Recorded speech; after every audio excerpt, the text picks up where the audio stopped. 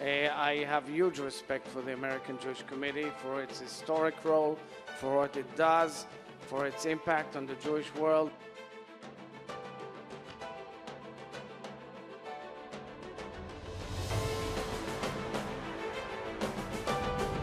That we are where we are today is also thanks to the AJC, convincing governments of their responsibility.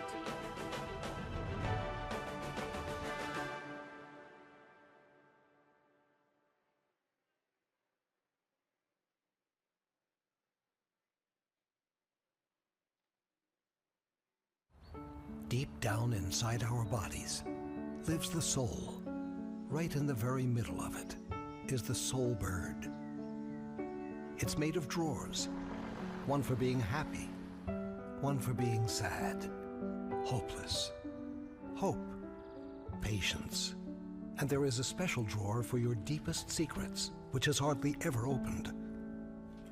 Recently, tens of thousands of Israelis joined the cycle of trauma, and there aren't enough caregivers certified to treat it. Teva established the Support the Soul program to promote the treatment of trauma in Israel. For more information, go to the Teva website.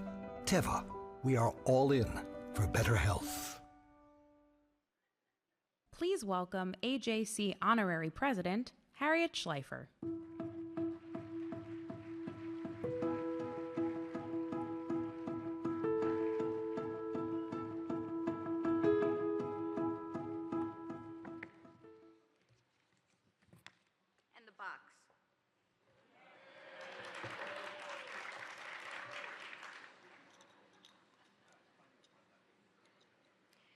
Good morning. Over the past 2 days, we've covered some of the most critical topics facing the Jewish community, Israel, America, and the world. As we gather here in our nation's capital, the time has come to discuss the topic on all of our minds as we look toward November. It is my distinct honor to introduce this year's AJC Global Forum Great Debate, Election 2024. In what will undoubtedly be an energetic moment on our stage, our debaters will discuss the upcoming U.S. presidential election and its many implications. We are privileged to be joined this morning by Morgan Ortagus, founder of POLARIS National Security and former spokesperson for the U.S. Department of State, and Halie Soifer, CEO of the Jewish Democratic Council of America.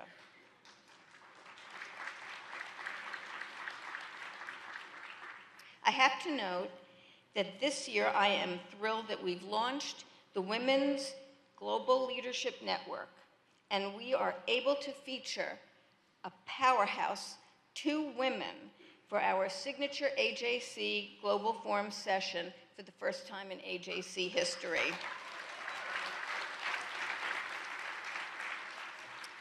Before we begin, I have to remind you that AJC is a 501c3 nonprofit organization. It does not support or endorse any candidate or party. We are engaged in the political process because politics translates into policies, and policies affect us all. The fact that we can have difficult conversations on the most pressing issues of our time is a testament to our steadfast commitment to thoughtful civic discourse. As part of that thoughtful exchange, we ask the audience to remain respectful throughout the debate. This is not a political convention. Those are yet to come, but a thoughtful exchange on issues that matter to all of us. Moderating this year's debate is none other than AJC Chief Policy and Political Affairs Officer, Jason Isaacson.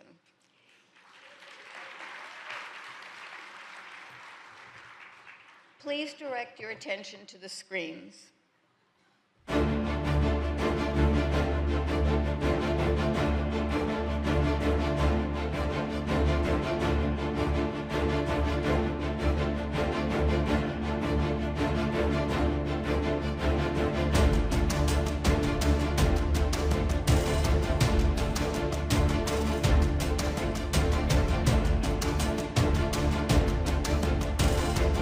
and my administration's support for Israel's security is rock solid and unwavering. Under my administration, we fought for Israel and the Jewish community like no president in history.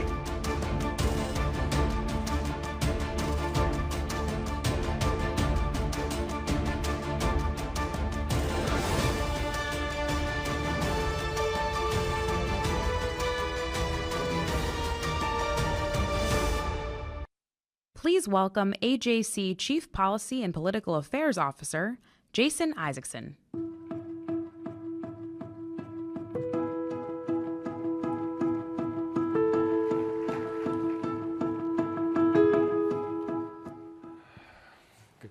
Good morning.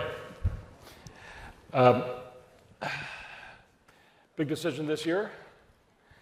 Welcome to the great debate. I want to very quickly run through the procedure that we'll be following this morning. Not unfamiliar to those of you who have been in great debates in the past. But first, let me introduce the speakers, our debaters. Morgan and Halie, I think you can join us.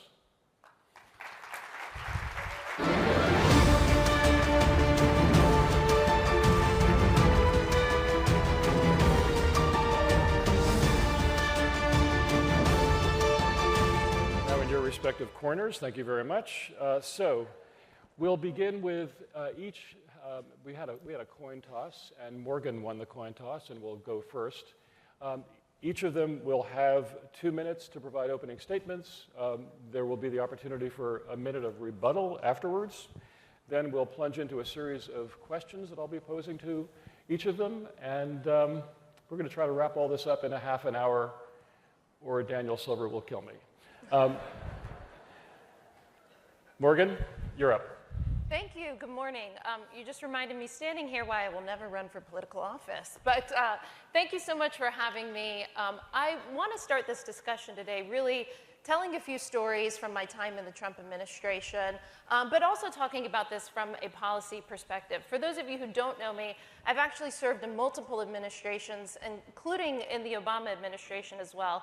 And I say that to provide the context that I think the state of Israel cannot have a relationship with just one political party in the United States, just as we pray for the success, thank you, of Israel. I pray for the success of our leaders, whomever wins in November, and I think no matter what happens today in this debate in November, we must stand with our ally, we must stand with the state of Israel.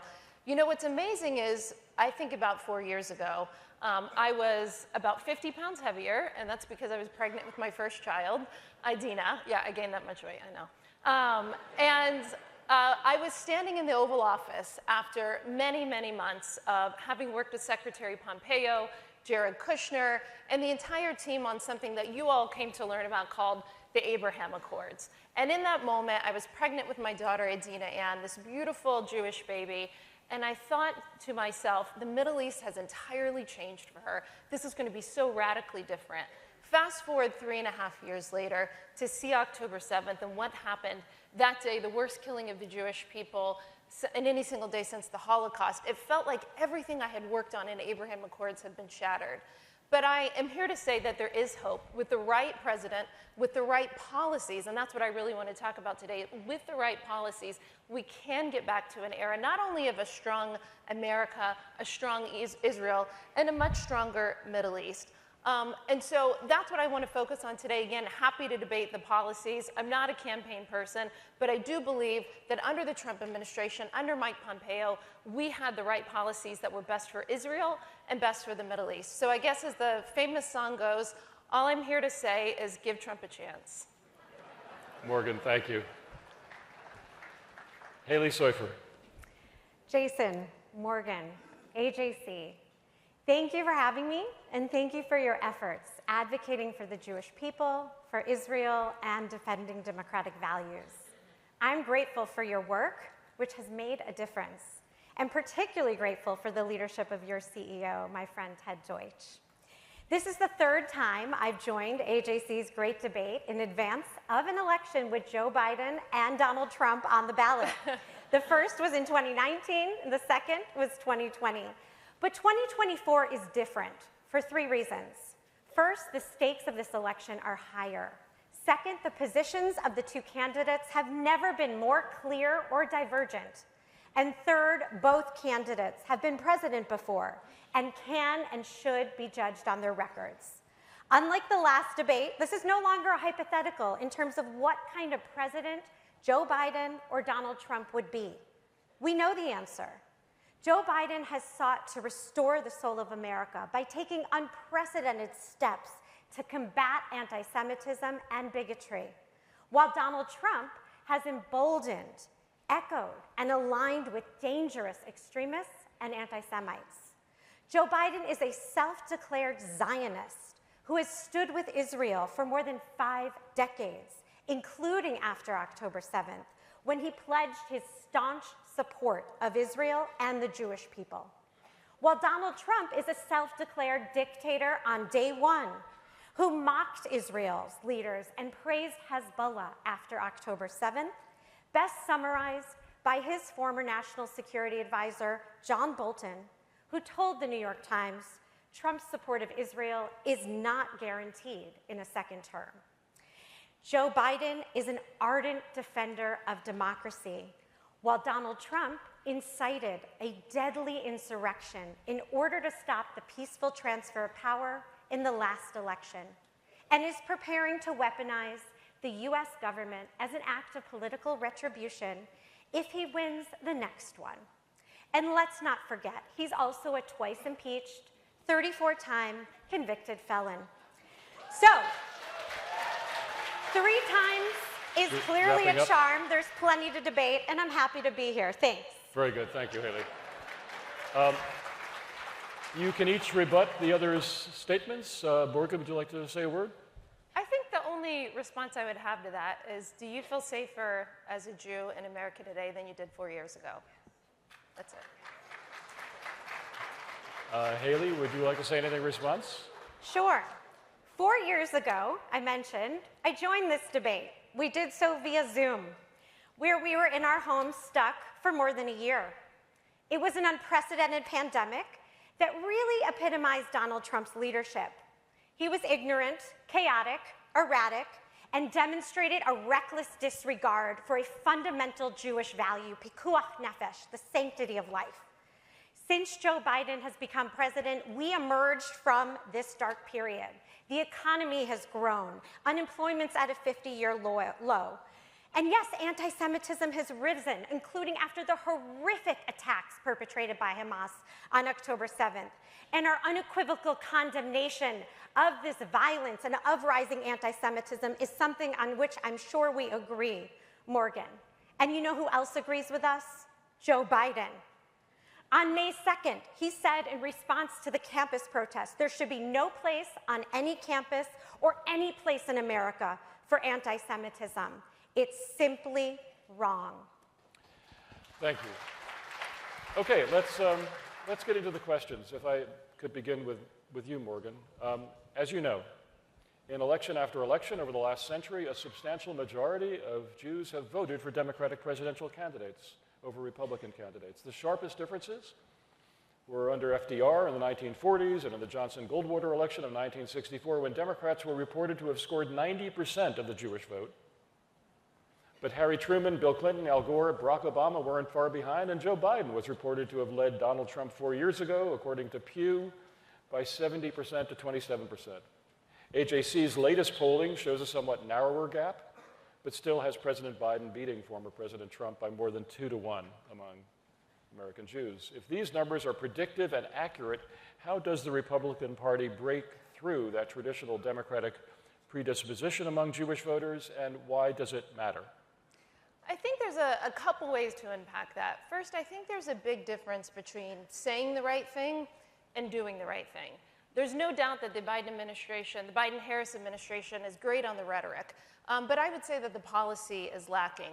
First of all, I think most Jewish voters care about Israel, care about anti-Semitism in this country, but let me just also say that I think Jewish voters, Jewish moms and grandmas in this audience, Jewish parents, you care about things that I care about in Nashville, Tennessee, which is the price of groceries, which is filling up your car with gasoline, which is all of the things that matter to all of us as consumers.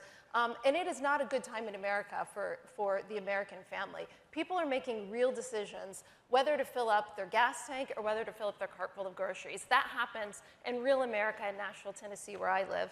I would also say that, Lindsey Graham said this to me once, and it really made me laugh. He said about Trump, I've never seen somebody so willing to cut off their own arm just to spite him. And he certainly incites a lot of heated emotion and passion.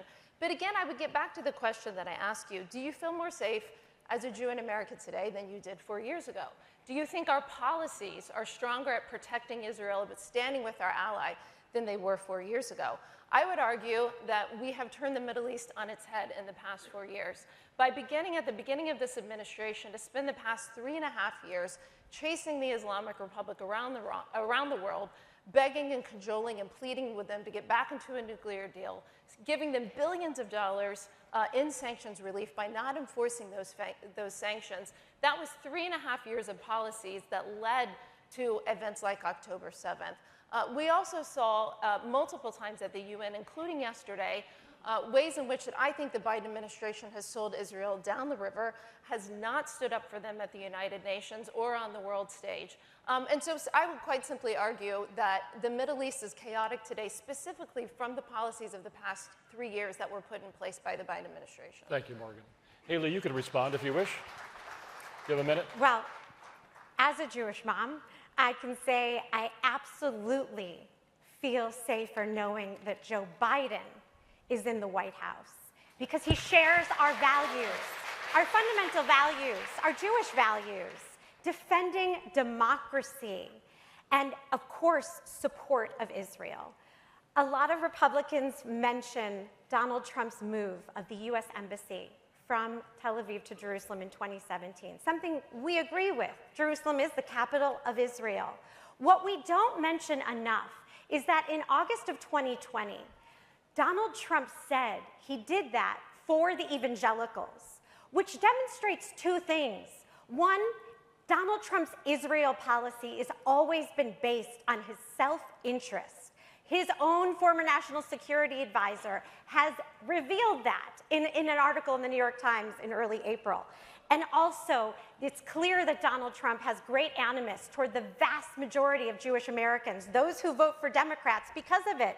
He has called us disloyal. He has called us uninformed. He has said we hate Israel, we hate our religion. We should be ashamed of ourselves. We're loyal to our values, which is why the overwhelming majority of us support Democrats. So I think I could toss the rest of the questions aside and just go back and forth, but I'm not going to do that. We're going to go into the next question, and that is to you, Halie.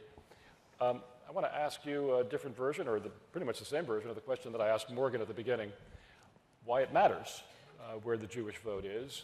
Remembering that the Israeli newspaper Haaretz had a piece after the 2020 election that maintained it was Jewish voters in Pennsylvania, Georgia, and Arizona who actually made the crucial difference in that tight race, moving those swing states and their deciding electoral college votes into the Biden column.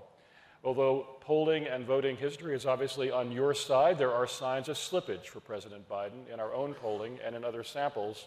Some of it may have to do with the president's being seen as inappropriately pushing the Israeli government in ways it didn't want to go, in the conduct of the war against Hamas and in a post-conflict path to Palestinian statehood. Some of it may be factors that have nothing to do with Israel or with the Jewish community, but reflect attitudes in the general population. Why the slippage, and how are you addressing it? Well, Jason, you're right. The Jewish vote absolutely matters. The states you mentioned, Pennsylvania, Georgia, and Arizona, determine the outcome of the 2020 election and may do so again in 2024. Joe Biden won those 3 states in total by just over 100,000 voters. And in those states, the Jewish vote, and even more so the Jewish vote that supported Joe Biden, was exponentially higher than the margin by which he won. So where are Jewish voters in 2024? Well, 74% of Jewish voters supported Democrats in our last election in the 2022 midterms. It's the same amount, approximately 3/4, who have supported Democrats historically. And it's the amount I predict will support Joe Biden in this election for 2 reasons. One, Joe Biden represents the vast majority of Jewish voters on every key issue: domestic policy, democracy, abortion access, guns, climate change, the economy, anti-Semitism, and foreign policy, Israel, Ukraine, and defending democracy abroad. And two, Jewish voters overwhelmingly disapproved of and opposed Donald Trump in 2016, in 2020, and they're going to do it again in 2024 because there's even more reasons to oppose him now, going into a potential second term. AJC's new poll only confirms this. The poll indicates that both Joe Biden and Donald Trump have essentially the same amount of support, 61-23, among Jewish voters as they did among that same group of voters in 2020, when it was 64-21. Donald Trump has not broken 25%. It also shows that Jewish voters trust Biden more than Trump on Israel by a 2-to-1 margin, and on anti-Semitism by a 3-to-1 margin. So AJC is consistent in its polling, and it's consistent with what we've seen in other polling as well, that Jewish voters will continue to overwhelmingly support Democrats and Joe Biden, especially with Donald Trump on the ballot. Morgan, you may respond. Again, I'd say there's a big difference between rhetoric and policy action. The truth is, the reality is that there has never been a more unsafe time in America for Jews, especially young Jews, on college campuses today. The anti-Semitism unveiled and unchecked during the Biden administration should scare all of us. The fact that Jewish students have to make decisions if they want to wear a yarmulke, if they want to wear a Star of David, if they want to openly embrace Judaism in the United States of America is a stain on the Biden administration.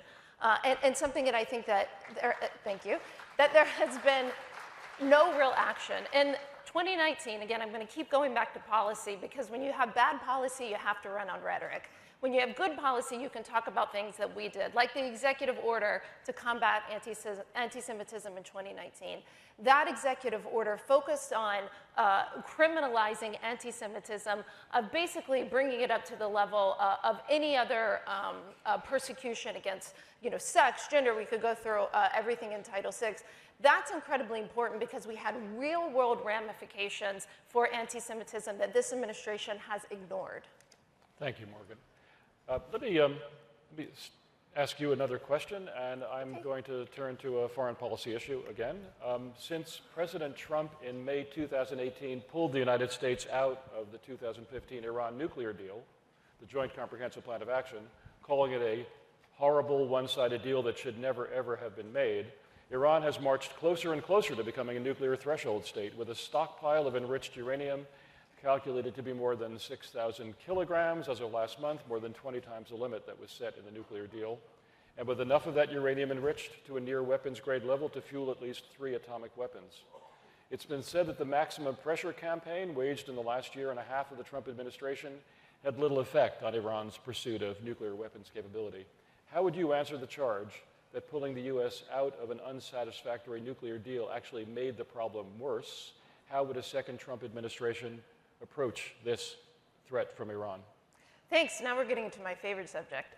So So you don't even have to listen to President Trump on this. You can look at Senator Schumer, majority leader at the time, why, in his speech and his debate, why he did not support the JCPOA. We know, of course, that the JCPOA was never brought before the Senate because it was a bad deal that would never get passed, including by Democrats.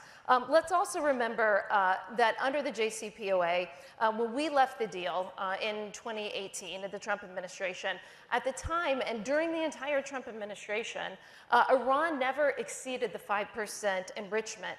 In fact, it didn't happen until the Biden administration. And under Biden, they've gone up to an 84% enrichment strategy with zero ramifications. That's enough material to get a bomb within 8 months if we wanted to. More importantly, Americans and Israelis are dying at the hands of Iran. And why is that? Because once again, you have a Democratic administration who have not enforced sanctions. They got billions of dollars in sanctions relief. About 3 weeks before October 7th, this administration negotiated a deal that I didn't think that could be worse than the JCPOA, but they actually managed to top themselves by promising to give Iran $6 billion for returning 5 American hostages home. Now, I love getting American hostages home. In fact, in the Trump administration, we got 2 American hostages home from Iran. Guess how much we paid for those hostages? 0. And so there is a way to negotiate, to be tough with Iran, and to protect Americans. But Americans are dying in places like Jordan from Iranian-made drones. We know that American ships are being attacked on a daily basis, again, from material that is supplied to the Houthis by Iran. And so whenever you reward enemies like the Islamic Republic of Iran and punish friends like Israel and the Arab states, then you end up with a chaotic Middle East. So the Middle East is on fire today principally because of the appeasement of the Islamic Republic of Iran. Iran will get, likely, a nuclear weapon in the next administration if it isn't stopped. President Trump will stop it. President Biden will just beg and plead them to stop. Thank you, Morgan. Halie, you may respond. We talk a lot about, of course, the horrific acts of what happened on October 7th. What I don't think we talk enough about is what happened on April 13th, when Iran launched over 300 projectiles at Israel in an unprecedented direct attack. In the end, Israel survived that attack relatively unscathed, miraculously, because Joe Biden had deployed 2 aircraft carriers to the Eastern Mediterranean preparing for such attacks and had encouraged a coalition, Arab partners, to stand with Israel and directly intercepted over 100 ballistic missiles. It was the first time the US military had been deployed to prevent a direct attack on Israel. Following the attack, Biden took steps to hold Iran accountable, including imposing new sanctions and exports control on Iran. The sanctions targeted leaders and entities connected to the IRGC, the Iran Revolutionary Guard Corps. During the Biden administration, the US has sanctioned over 600 individuals and entities, including Iran and its proxies, and the president has directed the administration to continue to impose sanctions that further degrade Iran's military. This is on top of the Trump-era sanctions against Iran that Biden kept in place. So Joe Biden has demonstrated great strength in defending against the threat of Iran, especially as it relates to the threat posed by Israel. Thank you, Halie. Now, Halie, let me pose a question to you. By the way, is there water on the stage? Are you guys okay? You're okay? Okay. There are increasing... Don't worry, we're not Marco Rubio. We can. Okay, because we're not done. I love Marco. I love Marco. There are increasingly loud and influential voices in the Democratic Party expressing harsh criticism of Israel's conduct of the war against Hamas in Gaza, and among constituencies on which Democratic election victories have often depended, there's opposition to Israel more generally, not just to the current war, but to the legitimacy of the Jewish state. Over the last 2 years, according to Gallup, sympathy for Israelis over Palestinians has slipped among Democrats from a majority to a minority position, although there is still a plurality with more favorable views of Israel versus the Palestinian Authority. For comparison, among Republicans, sympathy for Israelis earlier this year was recorded by Gallup as more than 10 times that for Palestinians. How can President Biden and the party counter the critics and assure that U.S. support for the Middle East's sole democracy remains bipartisan? And how do you respond to the charge that sharp criticism of Israel in progressive circles contributes to attacks on supporters of Israel and incidents of anti-Semitism?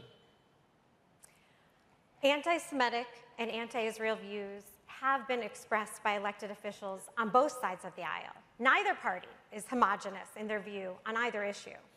When anti-Semitism and/or anti-Israel views have emerged among Democrats in Congress, JDCA, our organization, has condemned it, and in some cases endorsed a primary opponent to anti-Israel Democratic incumbents. There are 2 such primaries that we're engaged in right now as we speak, in New York and in Missouri, to elect Democrats who share our values. There are some Democrats who have opposed or proposed conditioning aid to Israel, something which JDCA opposes.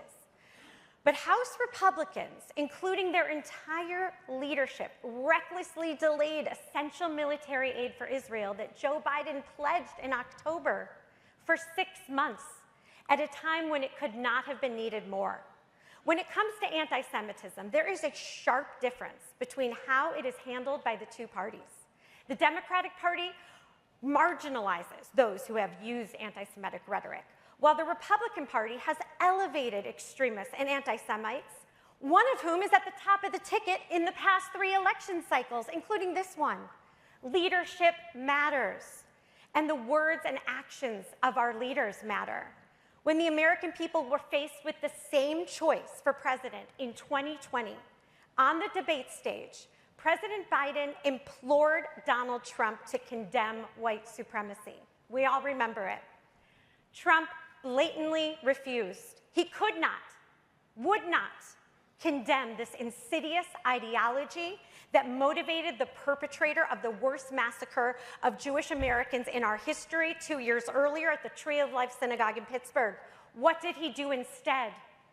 He incited dangerous right-wing extremists, the Proud Boys, to stand back and stand by from the debate stage. And less than 4 months later, they heeded his call on January 6th.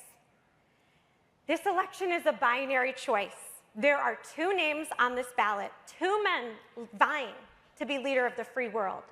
One has been a staunch friend of an ally of the Jewish people and of Israel since he was first elected to the Senate in 1972. And the other, who has always done and will continue to only do what is good for himself.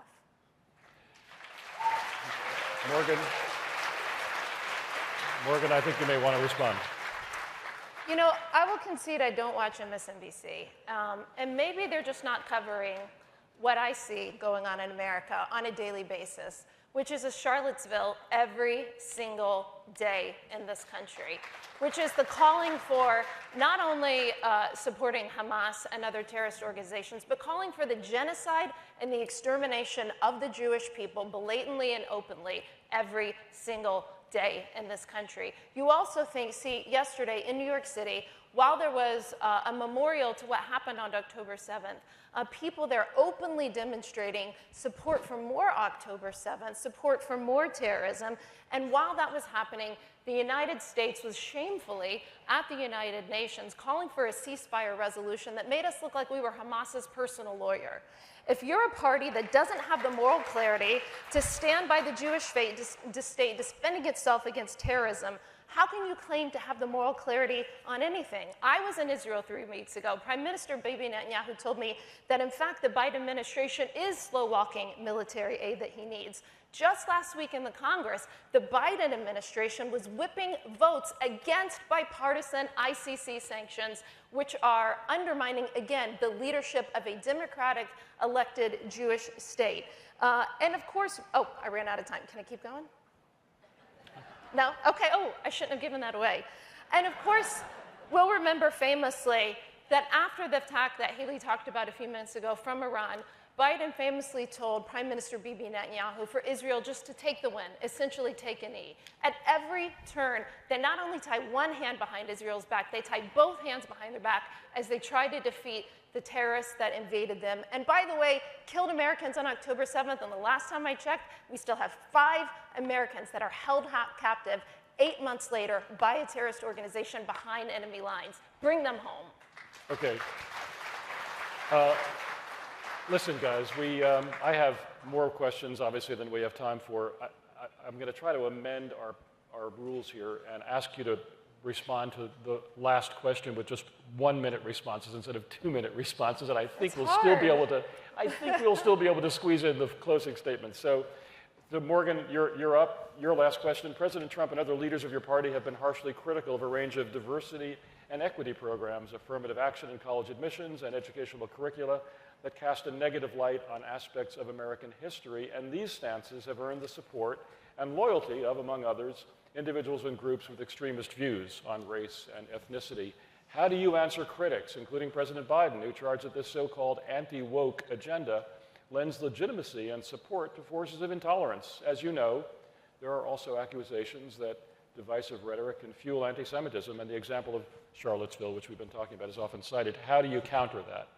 In a minute, if you may. If you could. I'll be very quick and say that I agree with Halie that there is anti-Semitism problems that happen on both the left and the right, and we must speak out and condemn it every time it happens. Again, I'm a foreign policy professional. I look at the policies. I don't necessarily get involved in domestic politics. But I will say that what we have seen, especially on college campuses, is that DEI and intersectionality are the parents of anti-Semitism and fostering intolerance. Can anybody look at our college campuses and say this isn't true? I don't think President Biden and Vice President Harris are doing enough to rein in anti-Jewish violence in this country. Let's look at Biden's so-called efforts. Is there more or less anti-Semitism in our universities? Are there fewer encampments? How about what's happening to the American flag? The last I've seen, the Iranian people have more respect for the American flag and the Israeli flag than liberals on university campuses today. Many students who had to start college online on COVID have gone back to going online because it's unsafe to be Jewish in America and American university today. Thank you, Morgan. And Halie, we're not going to have rebuttals to these questions. Halie, your last question. The Iranian threat, it's a foreign policy question. The Iranian threat isn't confined to its accelerated nuclear program. Iranian proxies in Lebanon, Syria, and Iraq fire missiles and drones at Israel, sometimes with deadly effect. The Iranian-supported Houthis in Yemen regularly attack ships in the Red Sea, the Gulf of Aden, and the Indian Ocean. In recent years, Saudi Arabia and the UAE have come under attack from Iran or its proxies, and vessels of many nations, including the US Navy, have been targeted or damaged or seized. Iranian agents abroad from the IRGC, Hezbollah, Hamas, and other groups have been implicated in assassination plots, including in our own country. Critics charge that the Biden administration, which yearned from day one to return to the 2015 nuclear deal, has failed to confront Iran forcefully over these multiple threats. What's your response? In a minute, if you could. Okay, in order to answer this, you have to go back to May of 2018 when President Trump, against the advice of many in the US intelligence community and Israeli security establishment, withdrew from the Iran nuclear agreement. While the JCPOA was not a perfect agreement, Iran was in compliance with it, according to international observers and American intelligence officials. It was effectively verifying restrictions on Iran's nuclear development. As AJC itself said at the time, in its own press release, despite our many reservations, we had hoped to see the deal fixed, not nixed. It was with the same objective, and given the fact that Iran was at that time weeks away from acquiring a nuclear weapons capability, the Biden administration explored whether it was possible to re-enter the JCPOA and reach a better deal if Iran came back into compliance. In the end, it wasn't possible because Joe Biden refused to capitulate to Iranian demands, including lifting the terrorist designation on the IRGC. Joe Biden should be praised, not criticized, for working with our allies to explore whether the resumption of a multilateral deal that would contain Israel's nuclear aspirations was possible, and for standing up to Iran, not just by refusing to give in to their demands, but by continuing to implement sanctions against Iran, and as I mentioned, in an unprecedented act, defending Israel against an unprecedented direct attack by the Iranians on April 13th. Halie, thank you. So we are not going to have rebuttals. We are going to go directly to closing statements, and Morgan, having won the coin toss, you go first. Okay. You know, Halie just talked about working with allies. How about last week at the IAEA, whenever the E3, the UK, France, Germany, had to actually go and beg and plead us to stand up against Iran at the IAEA, which we didn't do. We just talked about the ICC, in which bipartisan sanctions are before the Congress, that the Biden administration is not only not supporting, they're whipping against, and the multiple votes at the UN, either abstaining or actually working on ceasefire resolutions that undermine the state of Israel. Listen, I would say there's a far big difference between bad rhetoric and bad policy. If you want pretty tweets, vote for Biden. If you don't want dead Israelis and dead Americans, vote for Trump. when you look at the people that Biden has empowered in his administration, look no further than his Iran envoy, Rob Malley, who was fired, who was under FBI investigation, and also the State Department Inspector General investigation because of his leaking of classified information and potential ties to Hamas. These are not the people that we will promote and support in the Trump administration. President Trump will defend Israel. He will stand by Israel. And things like October 7th won't happen under President Trump. You will have peace like under the Abraham Accords, and you will have an Iran that is curtailed because we will actually stand up to them and we will stop them from getting a nuclear weapon. Morgan, thank you. Halie Soifer, your closing comment. Well, you will soon hear from Joe Biden's National Security Advisor, Jake Sullivan. There is no stronger champion of the U.S.-Israel relationship. You will see that. Maya Angelou famously said, when someone shows you who they are, believe them the first time. Whether it's equating neo-Nazis with peaceful protesters, declaring very fine people on both sides, as Donald Trump did after Charlottesville, dining with white supremacists, Nick Fuentes and Kanye West in Mar-a-Lago, quoting Hitler and reportedly saying he did some good things, Donald Trump has shown us exactly who he is, time and time again. Don't believe me? Listen to his own words. As has President Biden. And the contrast could not be more stark. This past weekend, President Biden welcomed the heroic rescue of 4 Israeli hostages and pledged to not stop working until all the hostages are home. Donald Trump also mentioned those who he refers to as hostages. Are they the more than 100 Israelis and Americans and others being held by Hamas? No. He's referring to incarcerated January 6th insurrectionists. That's who he is. And the American people, the Jewish people, and Israel deserve far better from a U.S. president. And we have far better. He's currently in the White House.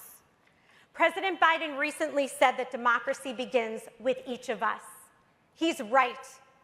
It could also end with each of us. And we each have a responsibility to defend it at the ballot box in November. Halie, Morgan, thank you.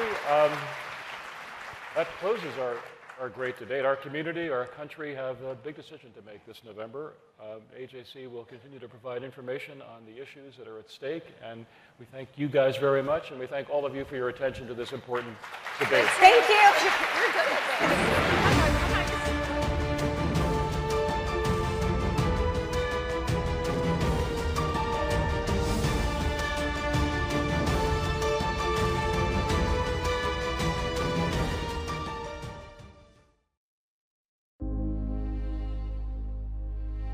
November 2019, I ended up meeting a couple local AJC board members in Seattle, and they said you should have a conversation with the regional director. And I sit down with her, and we're talking, and I'm sharing some of my frustrations about anti-Semitism that's become acceptable, especially at the local level. And she said, well, you should know that I have an op-ed running in the local newspaper this weekend that specifically calls on the mayor to move away from her silence in the face of anti-Semitism. And I said, well, that's really gonna make a lot of people angry. And she said, yeah, absolutely. I said, okay, that sounds like my kind of organization.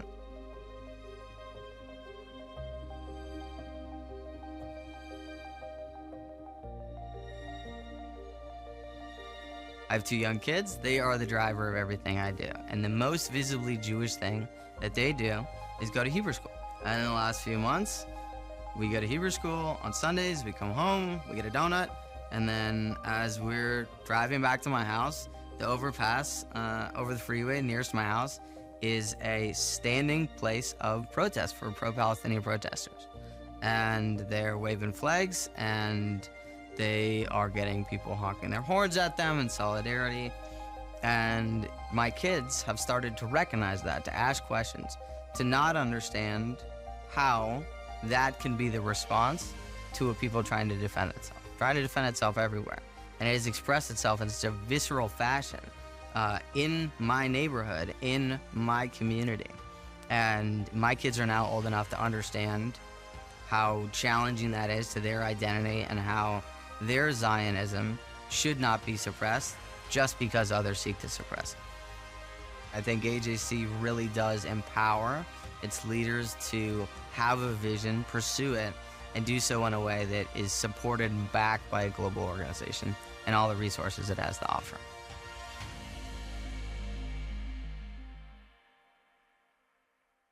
Please welcome AJC President Michael Tickner.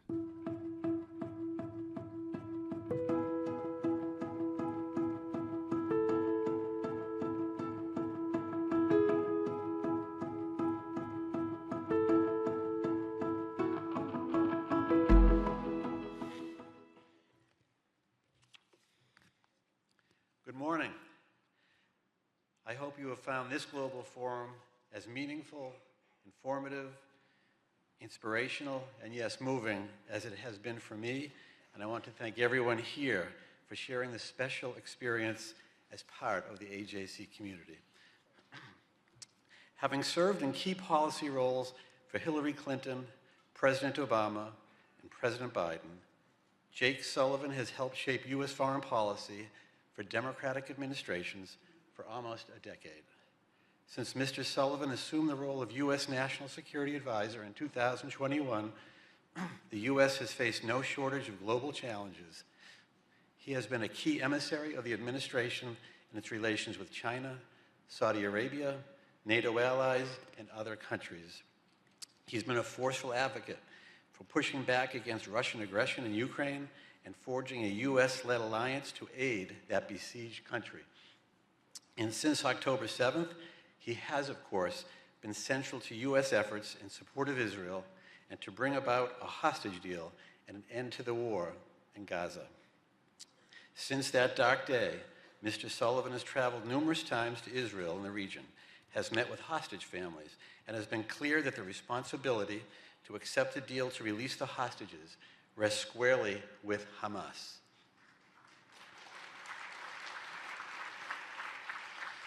On behalf of all of us at AJC, I want to thank Mr. Sullivan, President Biden, and the entire administration for their support of Israel over the past 8 months.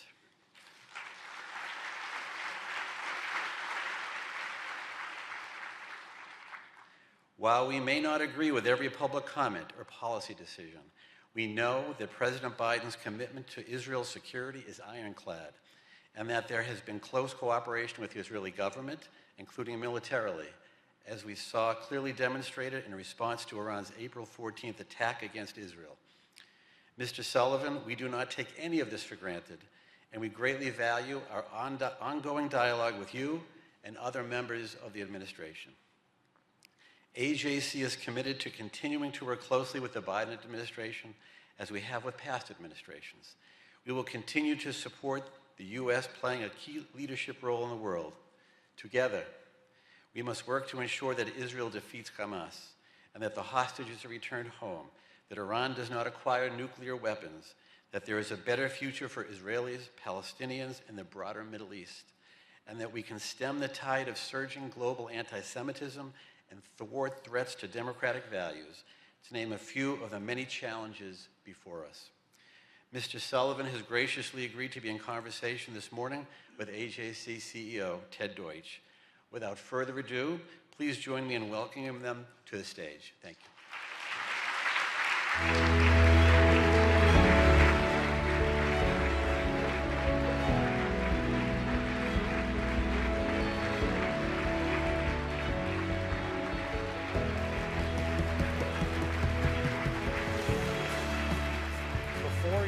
Interview.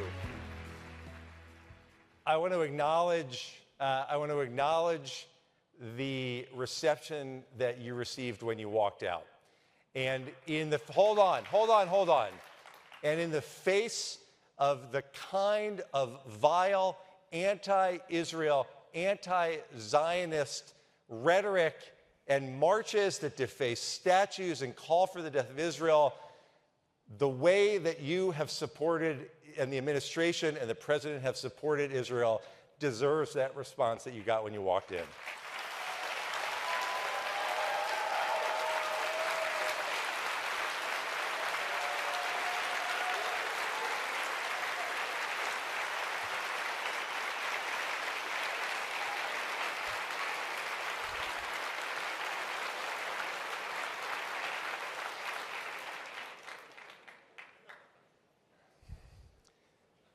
Thank you for being here.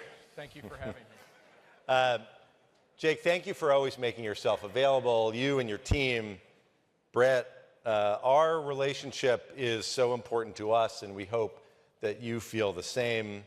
I want to welcome you back from France and the 80th anniversary of D-Day. We so appreciated the President's powerful speech drawing parallels to the current threats to democracy, including the dramatic rise in anti-Semitism that we're seeing here in the U.S. around the world.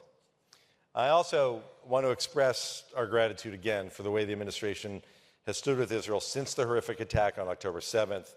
The President's wartime visit to Israel, making him the only president to visit Israel during war, was a remarkable show of support and unity. You and Secretary Blinken have continued to travel to Israel multiple times to meet regularly with the families of those held hostage as you work toward their release. This administration's support is, as the President has said, ironclad, whether through military assistance, standing with Israel at the United Nations, and in historic support, military support to Israel on April 13th in the face of a direct Iranian attack. And for all of this, we express our appreciation. Oh, a week and a half ago, the President laid out a three-phase deal that Israel had presented to Hamas aimed at releasing now 120 hostages, including, as you know, 8 Americans who have been held in Hamas captivity for 249 days, and possibly ending the war. I know we were all thrilled to hear the news that 4 hostages were rescued by the IDF on Saturday morning, an operation that was supported by the United States. So the President's been clear, you've been clear, and thanks to the U.S. leadership, the Security Council has been clear that Hamas needs to agree to this deal. You've also been clear that Hamas can never be able to carry out another October 7th, and that Hamas cannot remain in power in Gaza. The President's speech wasn't as direct. So I have 2 questions. One, is it still the administration's position to ensure that Hamas does not remain in power? And 2, if a deal is reached, what could that then lead to as we look beyond this immediate moment? Well, first, the answer to your question is yes. And in fact, in the President's remarks on May 31st, he explicitly said that the path forward is a Gaza where Hamas is no longer in power. That was in the speech that he gave. He was clear, he was direct about that. And his view is that if we get into a deal and we work through the phases, that we can end up with an interim security enterprise, an interim governance enterprise that can lead to a Gaza that is no longer a platform for terror and from which no attacks of the sort that we saw on October 7th can ever be conducted again against Israel, where the Palestinian people can live in dignity and security, and where the Israeli people can know that Gaza will not be a platform for terror that can threaten innocent people in Israel going forward. And if Hamas accepts this deal, what does that mean over the coming days and weeks, both with respect to Gaza and potential other opportunities? What would it mean for the current situation with Hezbollah in the north, for example? Well, to start, the most important immediate thing it would mean is that hostages would start coming home. And, you know, I see you and so many others wearing the yellow ribbon and the tape with the number of days that these people have been held hostage, including American citizens. I meet with the families very frequently, and I feel, sitting with them, the pain and the agony of the uncertainty as they wait and hope for their loved one to finally come home and be reunited with them. And if we get into this deal and we work through all of the elements of the deal, all of those hostages will come home, including those who have tragically passed away, where their bodies will come home so that their families can have a measure of solace and closure. So I think we should not jump over that critical element of this, something the president has been working for since they were first taken back on October 7th. But as he laid out in his speech, with a ceasefire in place, hostages coming home, a larger strategic opportunity opens for Israel that can be a complete game changer in the years ahead. First, if we get to a ceasefire in Gaza, we can get to calm in Lebanon, and we can work out a diplomatic arrangement where tens of thousands of Israeli citizens can return to their homes and know that they will not be under threat there. We can have a day after in Gaza where the Arab states play a significant role in both stabilizing and reconstructing Gaza so that it is not that platform for terror that it has been in the past.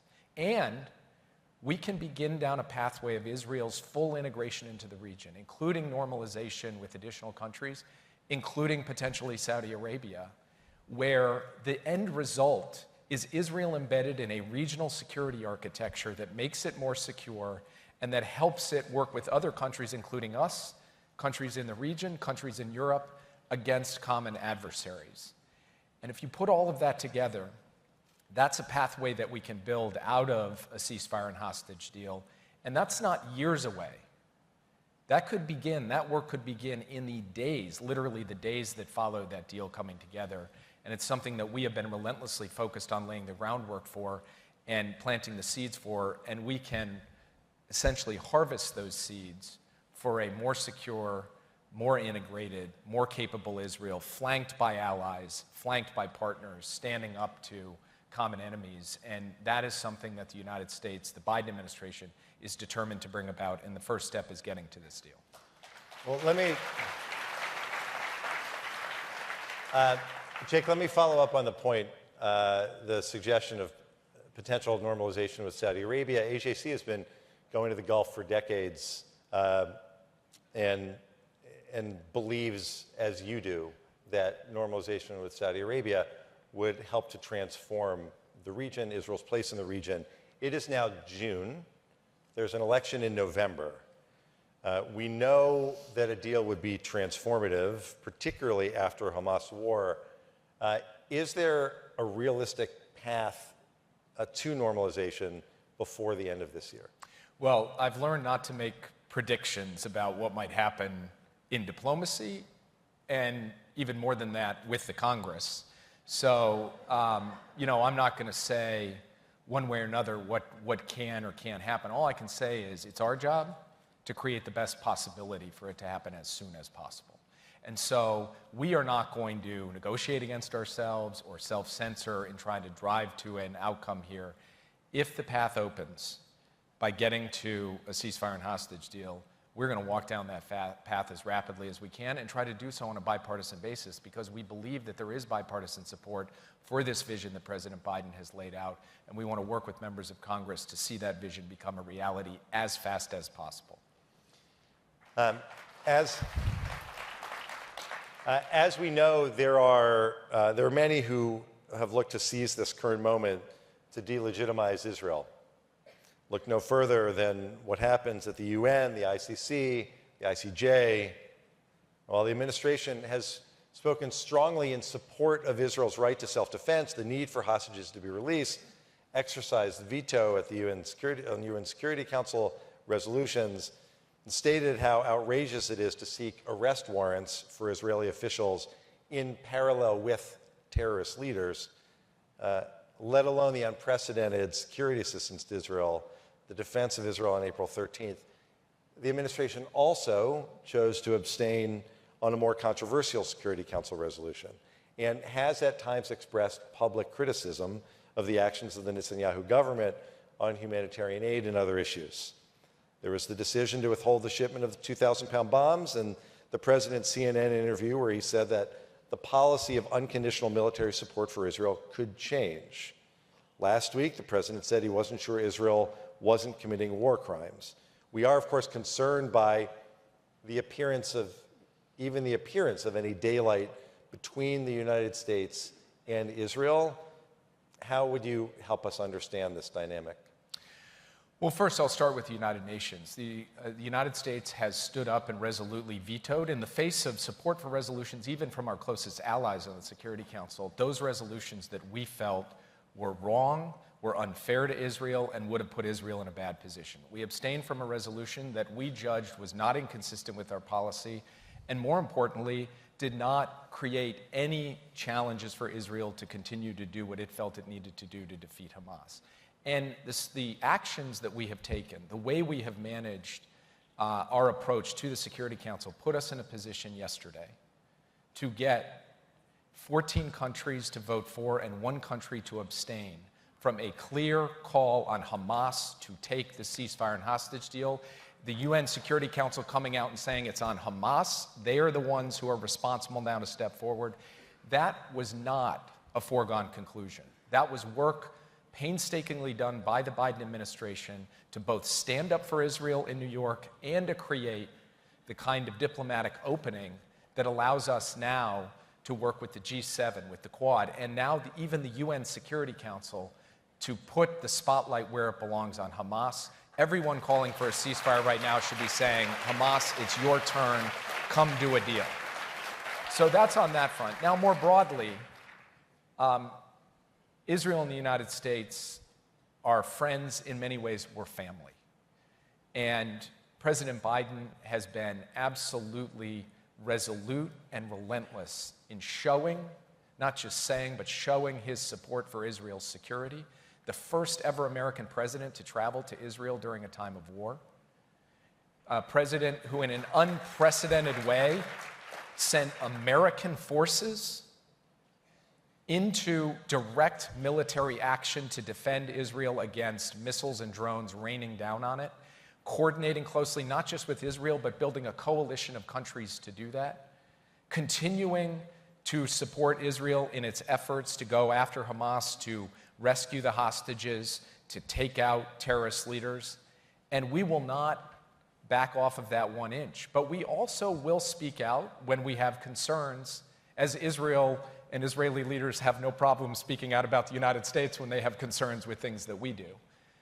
And there is nothing inconsistent with that between 2 democracies, 2 friends, 2 family members, and having ironclad, solid support for Israel and the security and vitality of the Israeli people.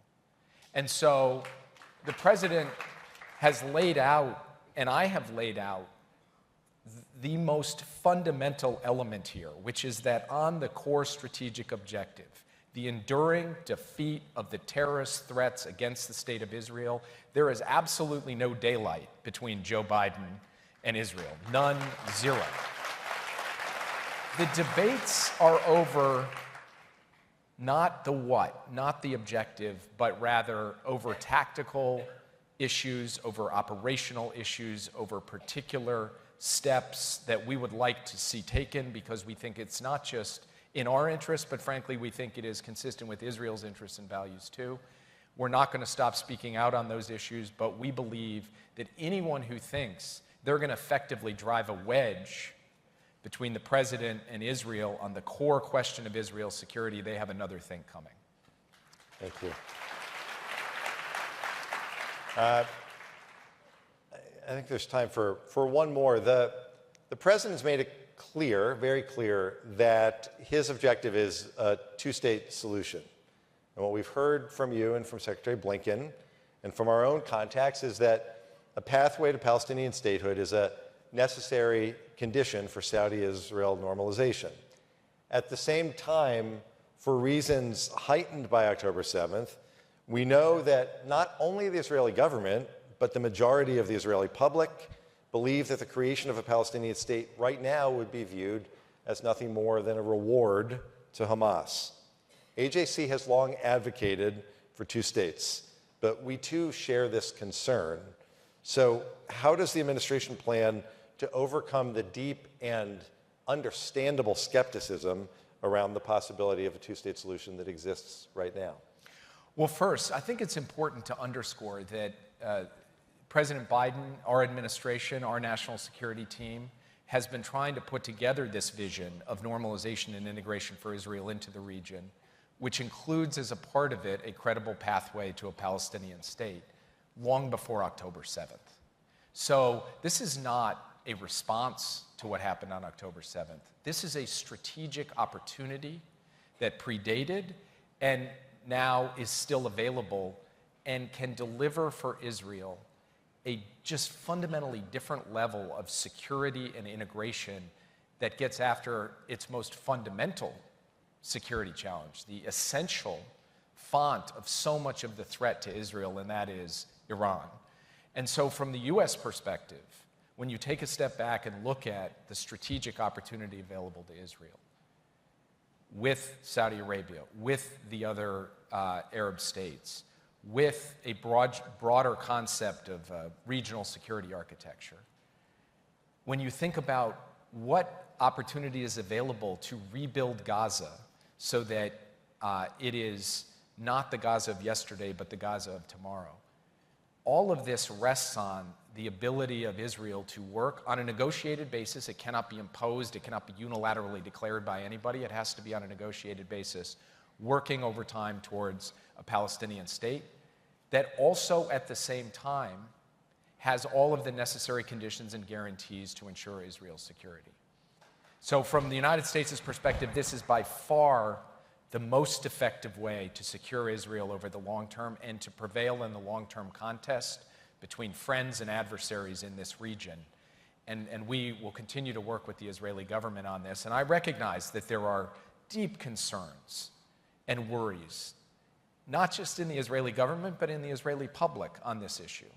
And we have to acknowledge that and work to address those concerns. But I believe there's nothing inconsistent with a credible pathway to a Palestinian state and a long-term secure future for Israel. And in fact, I think just the opposite. I think it is part of a comprehensive solution that will leave Israel in a better position tomorrow than it was yesterday. And that is what we want to work for. And finally, as you carry that vision through, what does that mean for Iran? How does the vision reflect the administration's commitment to ensuring that Iran cannot continue to destabilize the entire region? Well, first, the president has been absolutely resolute in the proposition that Iran can never obtain a nuclear weapon, and we will continue to ensure that that is the case as we go forward. Second, the president is prepared to take a whole range of actions to push back against Iranian aggression in every theater. And that includes the deployment of military forces to the region, 2 aircraft carriers, squadrons of fighter aircraft, to take on Iranian proxies directly like the Houthis, to defend Israel against direct Iranian attacks, and then to try to, through the enhancement and extension of sanctions on a number of different bases, to try to squeeze the financial flows from Iran to a number of the critical groups, including, by the way, to Hamas. And if you look at the actual history of how Iran began, or how Hamas began to get large amounts of resources, that predated the Biden administration, and it's something that we are working to try to choke off as we go forward.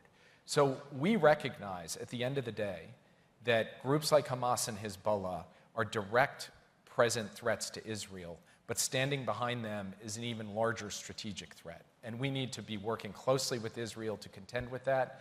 And just next week, after I'm back from a trip to Europe, I will be hosting the next, what's called SCG, the Strategic Consultative Group, with senior Israeli officials across defense, intelligence, national security, on the question of how we get a common picture of the threat posed by Iran and how we respond to it in a joint way, working with other countries as well. So this is something that will remain a fundamental, foundational priority of ours as long as President Biden is in office, and we will continue to work closely with Israel so that at the end of the day, we can show that standing together, that threat cannot cow us, cannot back us down, and cannot result in the loss of security to Israel, the United States, or any of our other partners.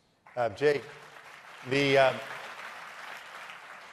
closing, I just want to make this observation.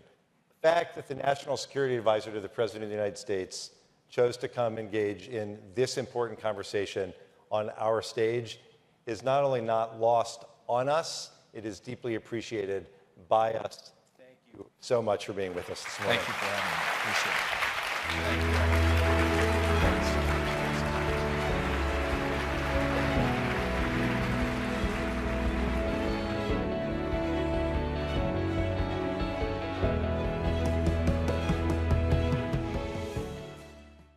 Israel is home.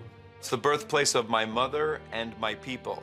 Israel is the Jewish biblical homeland. It's not just a land, it's not just a nation. It's the only place in the world where you can go and feel like you're amongst your people. We are the people of Israel.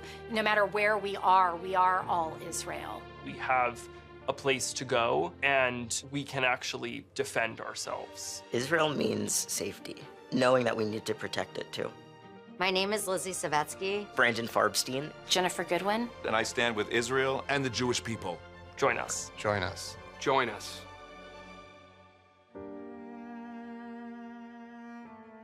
Please welcome AJC Board of Governors member Curtis Lane.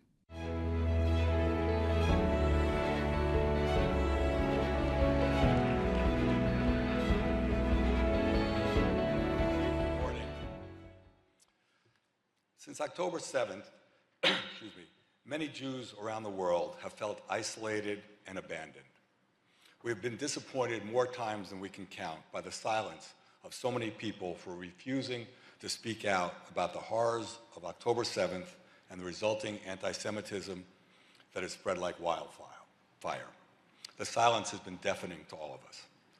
Our leaders are always extremely articulate about speaking on our behalf whenever something happens to our community.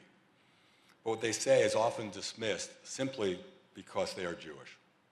That is why I've supported AJC's efforts to educate and get non-Jews to speak on our behalf, such as Project Interchange. But October 7th has shown us that it is more crucial now than it has ever been before. Unfortunately, there are not enough people speaking up, which is why we must celebrate those that do. Today, we have such an opportunity to recognize and thank Congressman Richie Torres for his steadfast support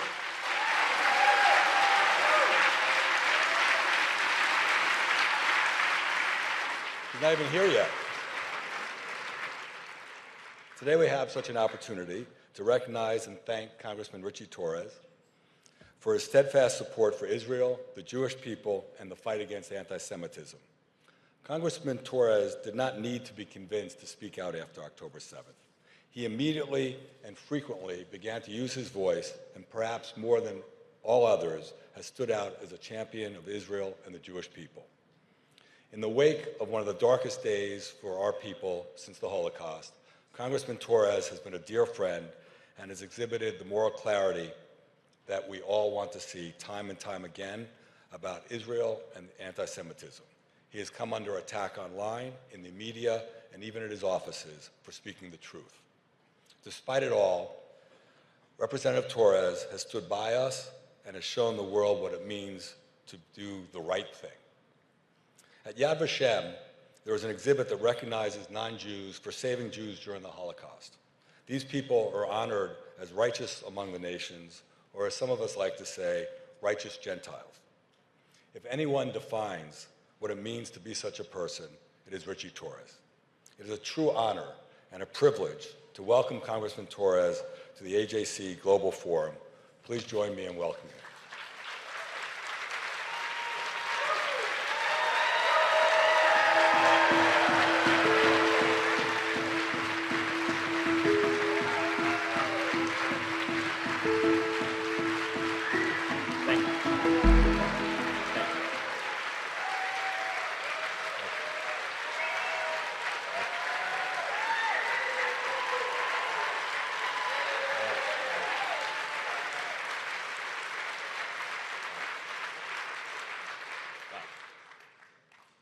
It's in moments like these when I wish my mother was here.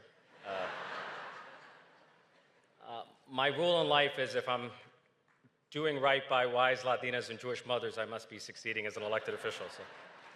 So, but I'm Congressman Richie Torres. My local rabbi calls me Richie Torah. And I am proud to be here with you, and I'm proud to stand with both the Jewish people and the Jewish state.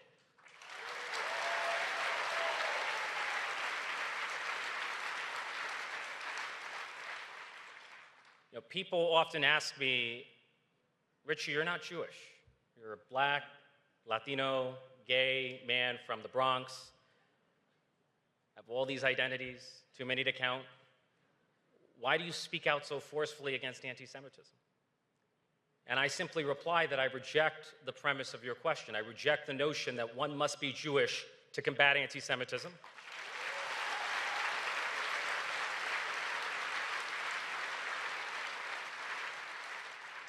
Just like I would reject the notion that one must be black to combat anti-black racism.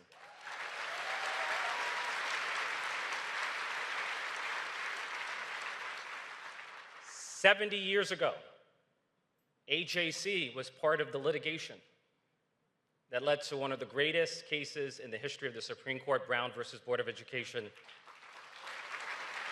the beginning of the end of Jim Crow. And 60 years ago, we saw Jewish Americans give their lives for the cause of civil rights. Michael Schwerner and Andrew Goodman, as well as James Chaney, were barbarically murdered in the Mississippi burning so that black Americans could have the right to live freely, unencumbered by the cruelty and inhumanity of Jim Crow. And so the lesson learned from history is that we're all in this together. We all have an obligation. We all have an obligation to fight anti-Semitism, no matter what form it takes and no matter what direction from which it comes. And so I come here with a simple message: you are not alone. I stand with you. The majority of Congress, both Democrats and Republicans, stand with you, and most of America stands with you.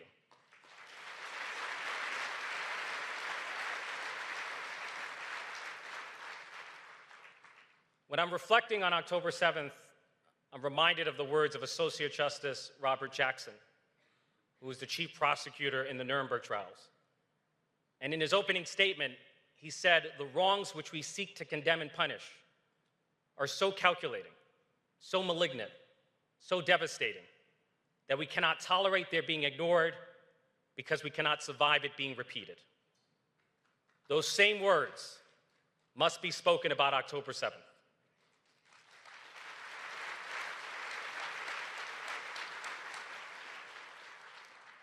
Israel cannot tolerate October 7th being ignored because the Jewish state cannot survive it being repeated.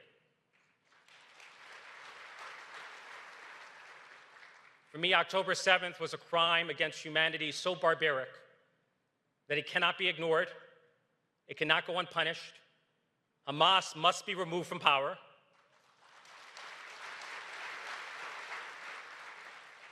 The perpetrators of Hamas, like Sinwar, must be brought to justice. And the hostages must be released.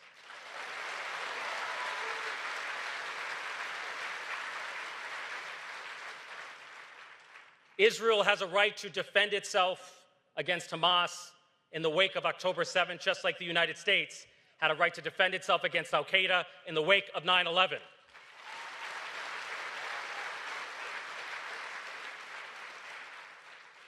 Self-defense is the right and responsibility and raison d'etre of every nation state, and the Jewish nation state should never be an exception to the rule of self-defense.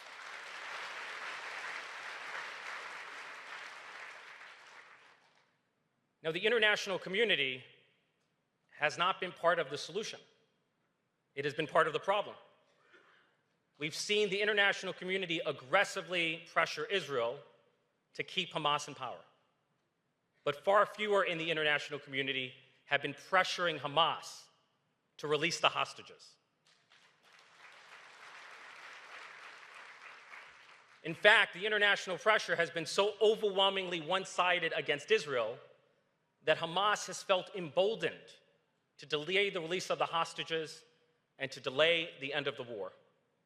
We all want to see an end to the wretchedness of the war in Gaza. But the end of the war requires, above all else, the release of the hostages.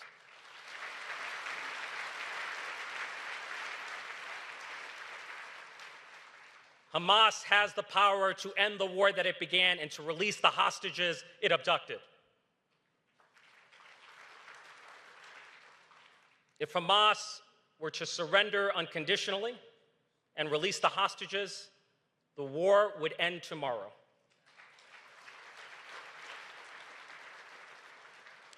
To paraphrase Golda Meir, if the Islamic Republic of Iran and Hezbollah and the Houthis and Hamas were to lay down their arms, there would be peace.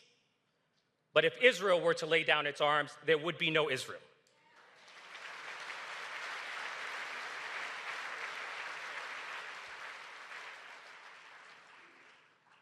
And not only does the media demonize Israel for defending itself, it even demonizes Israel for daring to rescue the hostages.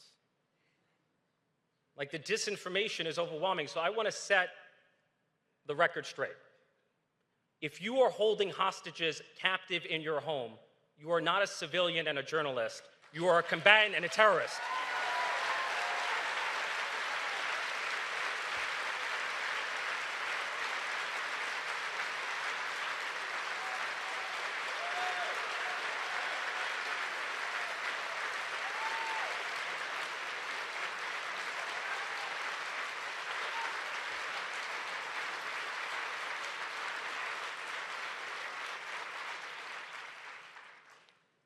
A second fact, if you're part of an encampment and you're calling for the violent destruction of Israel as a Jewish state, you are not anti-war and pro-peace, you are pro-war and anti-peace.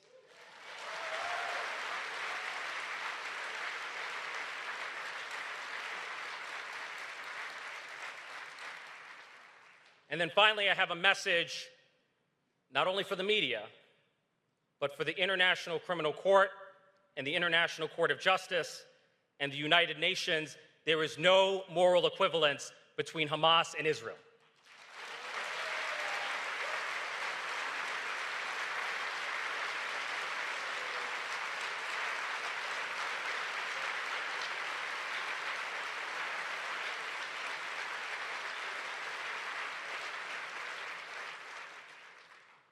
When you draw a false equivalence between Hamas and Israel, when you blur the line between accidents and war crimes, when you blur the line between tragedies and atrocities, you are politicizing international law.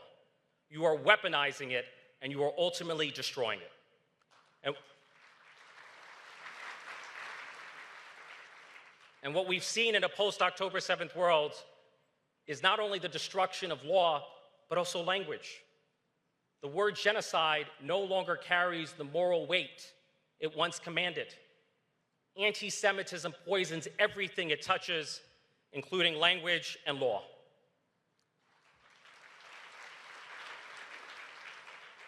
You know, it's often said that AJC is the State Department of the Jewish community. And if there were ever a need for the Jewish community to have a State Department, that need is right now. All of you are on the front lines of defending both the Jewish people and the Jewish state. And so I stand with you. My promise to you is that I will be an oasis of moral clarity in what feels like a desert of disinformation and delegitimation and double standards against Israel as a Jewish state.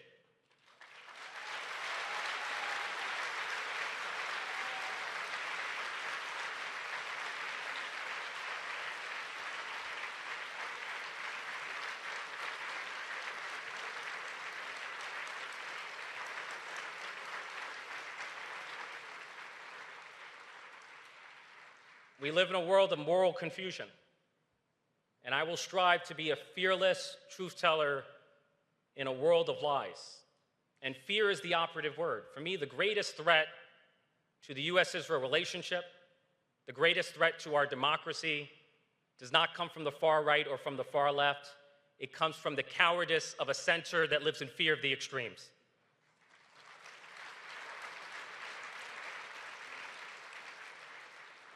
Franklin Roosevelt was exactly right when he said the only thing we have to fear is fear itself. As a member of Congress, I will never live or govern out of fear.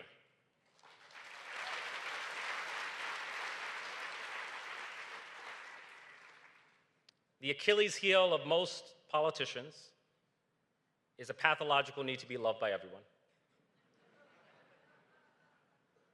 And I thank God every day that I'm so socially ill-adjusted that I have a need to be loved by no one. But when you give up the need to be loved, that is the beginning of leadership. And we are willing, we as Zionists are willing, and yes, I am a Zionist.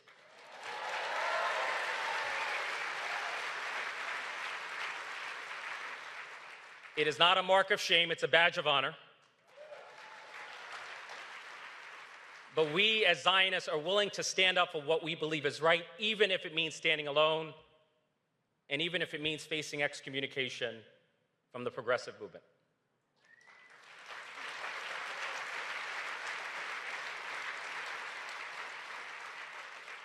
And I will end on this note because I've spoken for too long. But okay. Well, I guess I have to pander to the audience. A few months ago, I traveled to Israel for the first time since October 7th. I ran into your CEO, Ted Deutch, who is the ultimate mensch. I went to the kibbutz Niroz, where 1/4 of the population was either abducted or murdered. And I went to the scene of the Nova Music Festival massacre, where I met one of the producers, Ophir Mir. And Ophir lost hundreds of his friends in the massacre on October 7th. He sustained multiple gun wounds. But despite everything that he had suffered, he never lost hope. He reminded me that hope is the anthem of the Jewish people. And he proudly wore a tag that said, "We will dance again."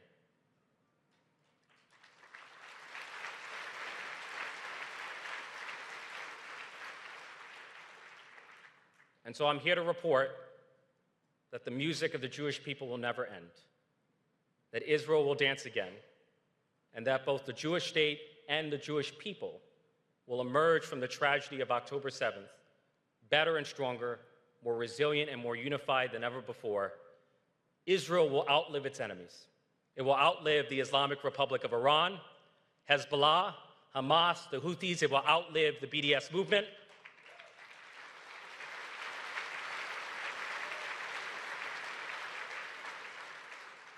Israel will live on for the next 76 years and beyond. Am Israel Chai. Thank you.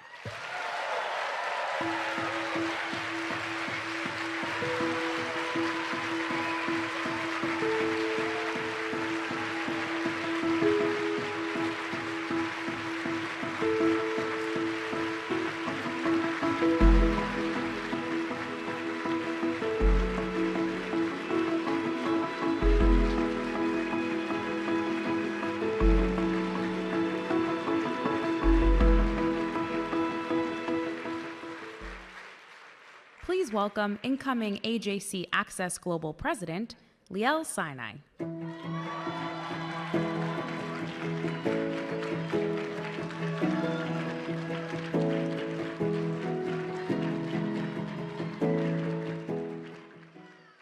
Good morning. One of Hamas's goals on October 7th was to disrupt the swell of regional integration kickstarted by the Abraham Accords. The brazen, unprecedented terror attack was meant to reinsert the Palestinian cause into integration conversations and stall efforts toward Israeli-Saudi normalization. However, the conversation has not stopped. Saudi Arabia continues to signal interest in normalizing relations with Israel, and a number of Arab neighbors stepped up to join the United States in aiding Israel in its defense against Iranian missiles and drones in April. US leadership can be critical and has been critical in advancing this vital conversation. In 2022, Representatives Brad Schneider and Kathy McMorris Rogers, among others, founded the bipartisan, bicameral Abraham Accords Caucus.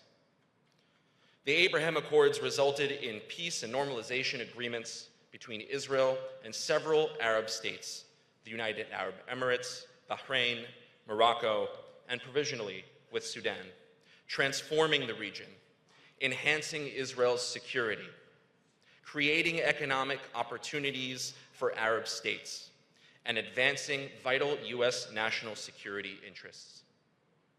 AJC proudly played a role in helping lay the groundwork for the Accords and continues to work with partners in the U.S. government and other governments in the region to sustain this vital progress.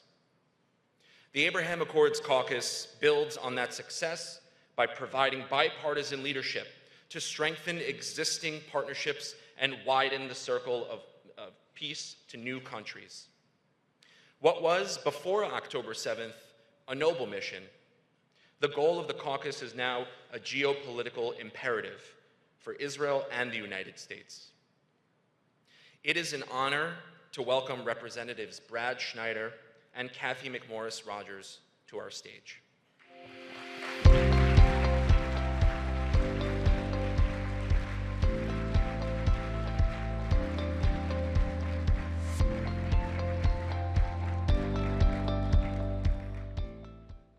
Good morning, everyone. It is wonderful to be with all of you. We're very pleased to be here with our former colleague and friend, Ted Deutch, and I'm also pleased to be here with my colleague, Congressman Brad Schneider, and together we helped launch the Abraham Accord Caucus on Capitol Hill in 2022.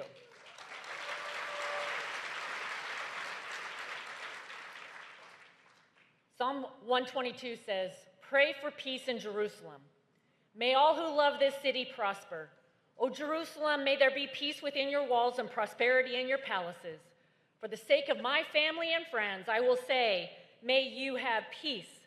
For the sake of the house of the Lord our God, I will seek what is best for you, O Jerusalem."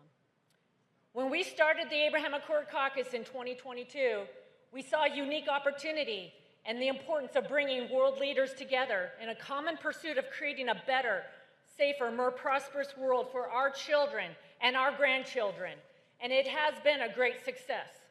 With the help of our bipartisan colleagues in Congress and the support of our partners like AJC, we continue to make progress to uphold and promote the values of human dignity, freedom, and hope around the globe. Clearly, there's more work to be done. We all saw what happened on October 7th, 2023.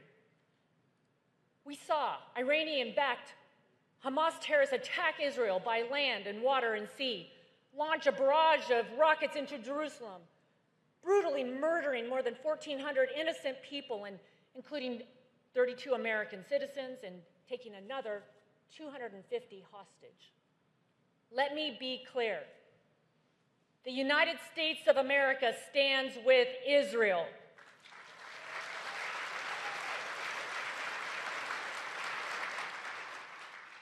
And we will not rest until all of the hostages return home.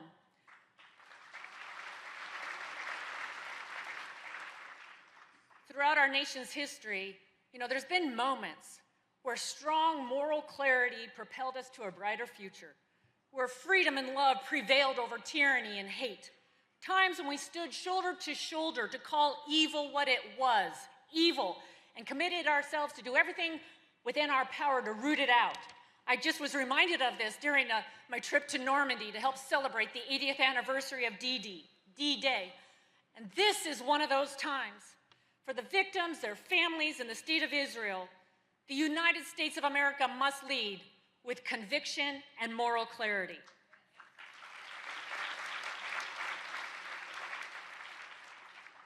And that's why I'm proud of the work that we've done, Democrats and Republicans, in the weeks and months following the attacks of October 7th. I'm especially proud of the work that we have done with the Abraham Accord Caucus.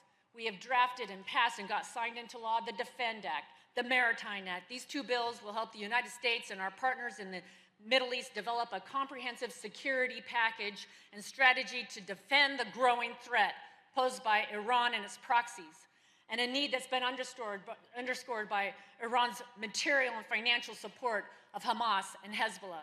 We also supported a bill to force the sale of TikTok, where the posts on TikTok were 1,000 to 1 pro-Palestinian.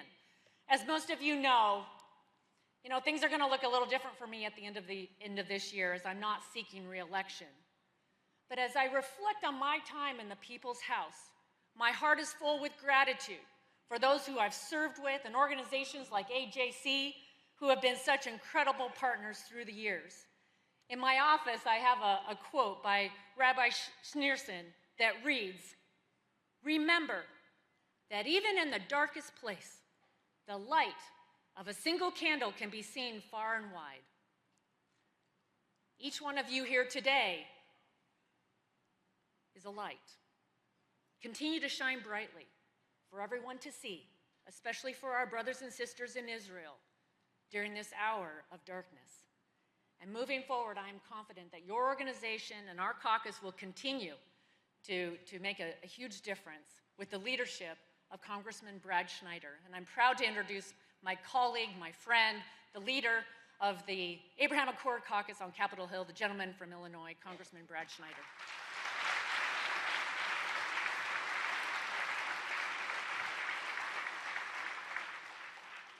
Good morning. It is so good to be here with you. I'd say it's good to see you, but all I see is some blue lights, but I know that you're out there. And believe me, I do know that you are out there. I also, when I was younger, I was a part of AJC. I was proud to be a part of AJC, a part of the board in Chicago. Now that I'm older and I have small print, I can't read my remarks. You're going to get it from the heart. I want to thank my friend, Cathy McMorris-Rodgers. First, thank her for her service. She has been a leader in Congress, and she has been not just a partner, but an extraordinary leader in supporting a strong U.S.-Israel relationship. And she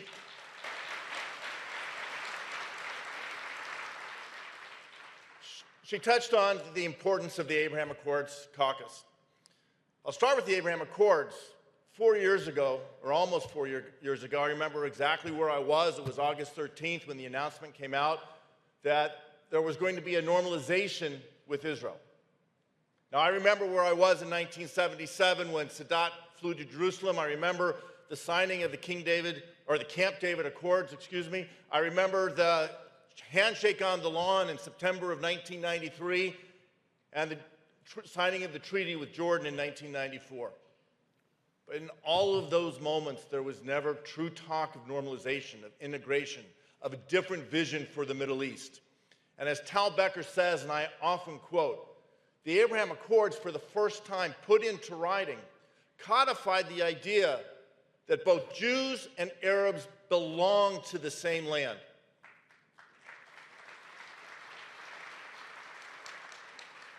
And that by recognizing that fact and building on that fact, we can change the future for the Middle East, break the gravitational bounds of history, and create a prosperous, secure, and peaceful tomorrow that includes Israel as a part of the greater region.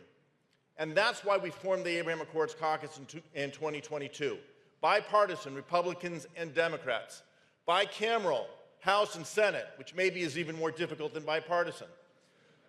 Coming together, and as Cathy mentioned, passing the Defend Act, the coordinated air defenses that we saw how important that was on April 13th of this year, when with Israel, the United States, and our allies, we defeated the attack from Iran.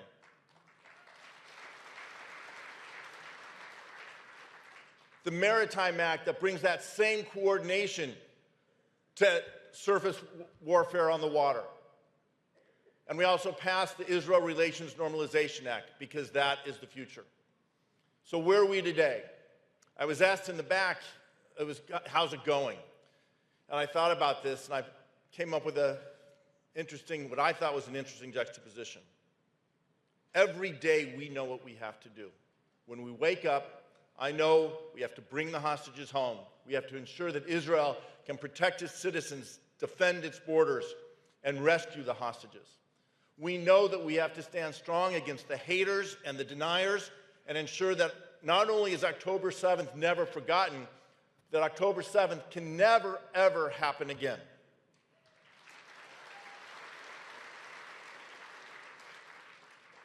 I can tell you what I have to do today. I come here, I go and I work with my colleagues and stand up against those who stand against us.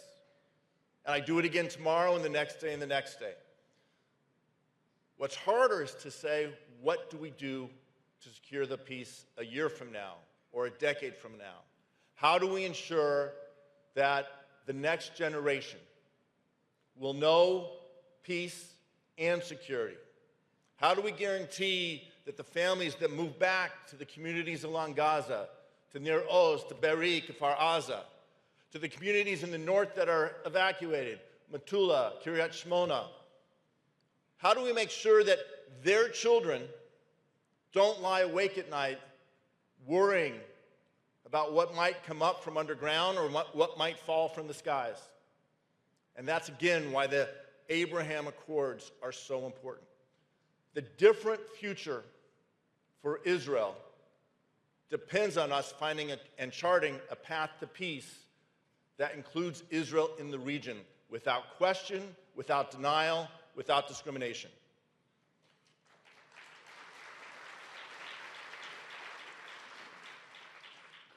So let me finish by saying thanks to all of you for being here, for doing what we have to do today. I know from here you go to Capitol Hill to speak with our colleagues. Thank those who are standing with us, ensuring Israel and the U.S.-Israel relationship remain ironclad, unbreakable, and strong. And they are the majority. They are the 366 who voted to send aid to Israel as it fights its existential battle with Hamas.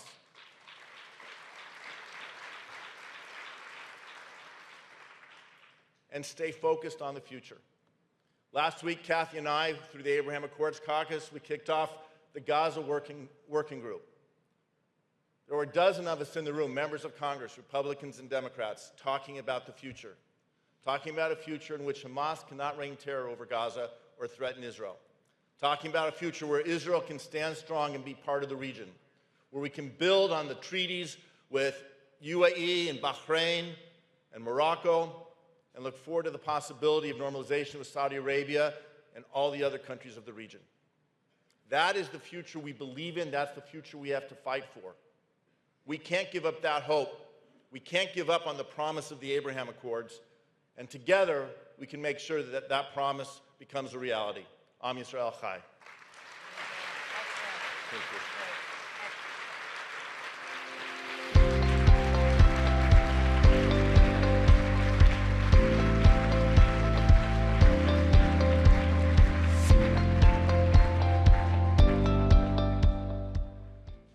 Please welcome President of AJC San Diego, Mitch Siegler.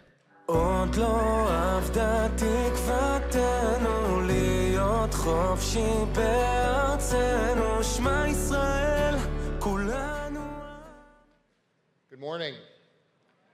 As we conclude our tribute to the heroes of Israel at AJC Global Forum, we turn our attention to a poignant and deeply personal story of sacrifice and resilience.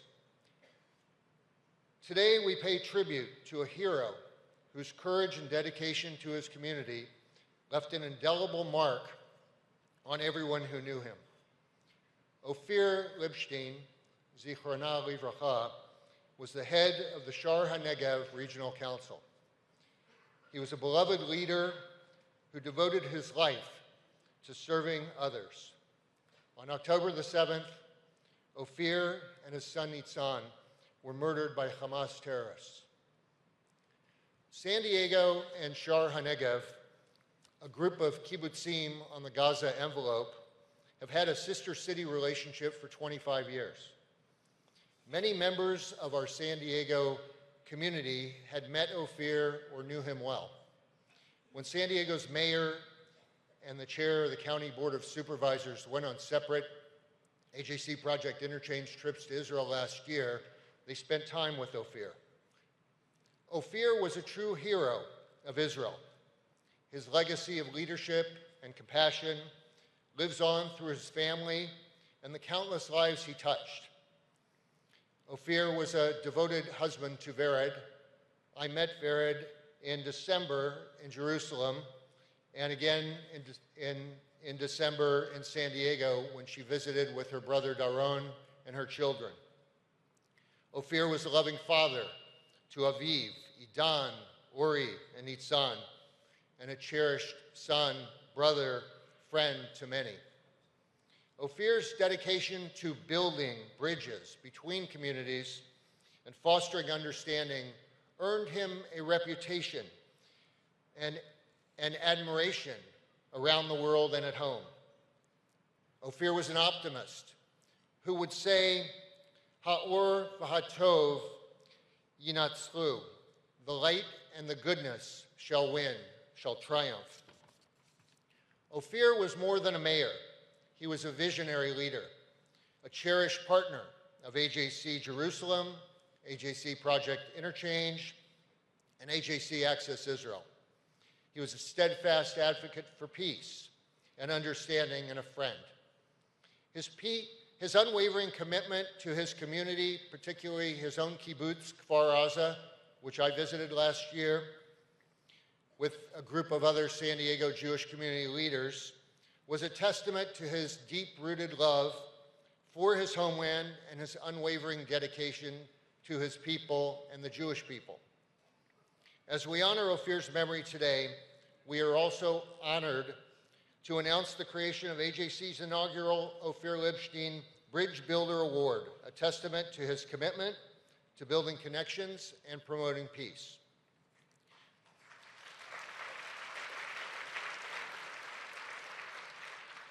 This award will forever honor individuals who exemplify Ophir's values and his dedication to bridging divides and fostering cooperation.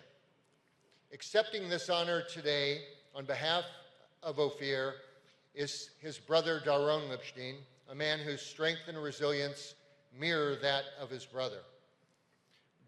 Daron, we mourn with you and we commend you for your unwavering commitment to honor Ophir's memory and continuing his legacy of leadership and compassion. Before we welcome Daron to the stage, please direct your attention to the screen.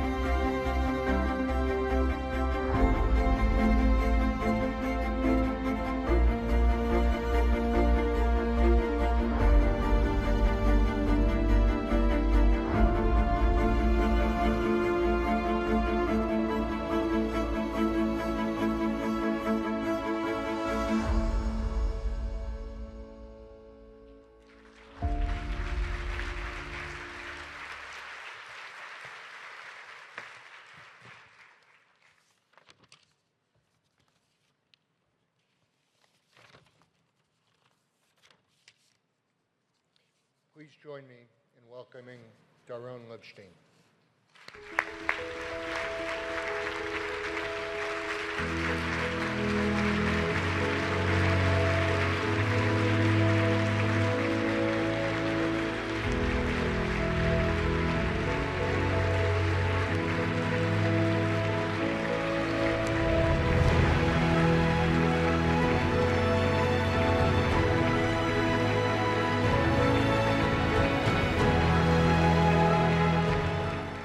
Thank you. Toda. I'm here today, bearing in my heart the heavy feelings of pain and mourning. As a representative of the families of those killed, missing, and abducted from Saturday, Simchat Torah, October 7th, 2023. We are all one family, and each one have a story, and Ophir's represent 1,500 souls, 4 of them in our small family, Bila, Neta, Nitzan, and Ophir. On Saturday morning, he received a message at around 6:30 a.m. that terrorist has broken into the kibbutz. They arrived via surfboard, and Ophir took the gun and ran into the armory.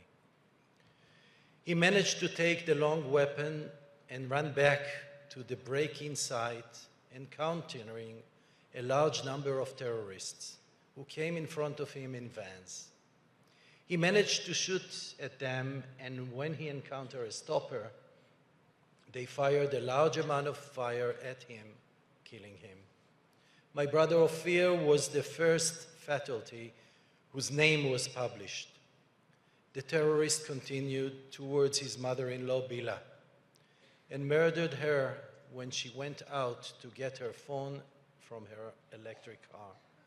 Her husband, Amos, saw what had happened from the window of the kitchen and called his son, Ori, to come. But Ayelet, his wife, who was dressed, immediately ran into the house and saw that Bila has been murdered. The team from the Shah Negev Council called Ophir, the head of the council, and when he didn't respond, they asked Vered, his wife, and Aviv, his son, to go outside under fire and check why. Ophir hadn't moved from the spot for a few minutes, so Aviv went looking for him and discovered that his father, Ophir Lipstein, had been killed in battle and found him under the olive tree next to the house. Aviv took Ophir's weapon and returned to the safe room together with Vered and his brothers, Idan and Uri. And he wrote to me, Doron, I love you. Daddy was killed. Let everybody know. From there, the terrorists moved to the area of the Young Housing Complex and turned it into their control center. They aimed their fire at 20 years old who lived alone in small apartments, a living room and a bedroom that is also the safe room. They fired in all directions, threw grenades, used heavy weapons, and destroyed most of the neighborhood and houses. When they arrived to the house of Neta, the nephew of Vered, Ophir's wife, the son of Ayelet and Ori, they opened the safe room door and threw grenades into the room. Then Neta shows supreme heroism. He shouted grenade and jumped on it, saving his fiancée's life since she was hiding under the bed, and she stayed under the bed behind his body for 4.5 hours until the army managed to rescue her. During all this time, Ophir's second son, Nitzan, who lives in the young people residence, corresponded with Vered and with his mother and Aviv, his brother, and with family and friends. Nitzan was alone. He hears the terrorists and shot, and he is afraid. they will enter his apartment. He's aware of everything that happened outside, knows about his father's death, and begs for rescue. At 11:30, terrorists enter his apartment and shot at the safe room door. He held it and stubbornly, and they can't penetrate it, but one of the bullets hits him in the thigh, injuring him. While he's bleeding, he makes himself stopping the bleeding and talk to his cousin, a doctor, receiving a medical guidance. At 2:45 p.m., any contact with him stopped. And only at 4 p.m., we were informed by an elite unit, Duvdevan, that they had entered his apartment and killed 4 terrorists in the living room. 1 soldier died, 1 soldier was injured, and Nitzan was not in the bedroom. He's gone. We didn't know what happened to him until Thursday, 2 weeks later. The day after Ofir's funeral, we received the terrible news that he, too, had been killed and was the 4th in our family. Vered, his mother, says he was a better version of his father Ofir. Ofir always said that 95% of the time in the kibbutz, Kfar Aza, was heaven, and 5% hell. And he experienced, and we experienced, 25 years in which we celebrated holidays with him on the kibbutz every year with complete confidence. Not even once we had a red color alert. He was the heart of our family and always will be. People at his council and all over the world cry when they talk about him. His friends in the kibbutz are his big family, and the pain is unimaginable. Ofir was a man of action, of a vision, of entrepreneurship. He made friends with everyone he knew and everyone he met him from Israel and around the world, and succeeded in bringing delegations of people, even from Gaza, to his house in order to connect them to Israel. Ofir worked from the heart, turned every person into a friend, into a partner, and always with a smile. He raised funds for the establishment of industrial zones, the Arazim Center, for 10,000 employees, and had countless peace projects. Ofir was practical inspiration and visionary behind several transformative projects in Israel, one of them that every Israeli knows as Red South, Darom Adom, is the Winter Red Flowers Festival that brought hundreds of thousands of people from all over the country to enjoy the beautiful view of the Western Negev. Jewish communities in the diaspora were close to Ofir's heart. He devoted himself not only to serving his local community, but also worked tirelessly to bridge between Israel and the Jewish small communities abroad. Ofir was the chairman of the Habonim Dror and We Kibbutz, with leadership programs such as Netaim, Hallelujah, and fulfillment programs like Hamsa and Ulpan Kibbutz that have impacted so many people around the world. Ofir's connection with the diaspora didn't stop there. He understood that maintaining relationship with our siblings and cousins overseas is important for the well-being of the Jewish people. Ofir frequently collaborated with AJC as recently as September 7th, 2023, 1 month before he was killed. Ofir wanted to carry the message of hope and bring the spirit of entrepreneurship worldwide. He believed that through interpersonal connections and diplomacy, he could contribute to Israel and to the residents of the region.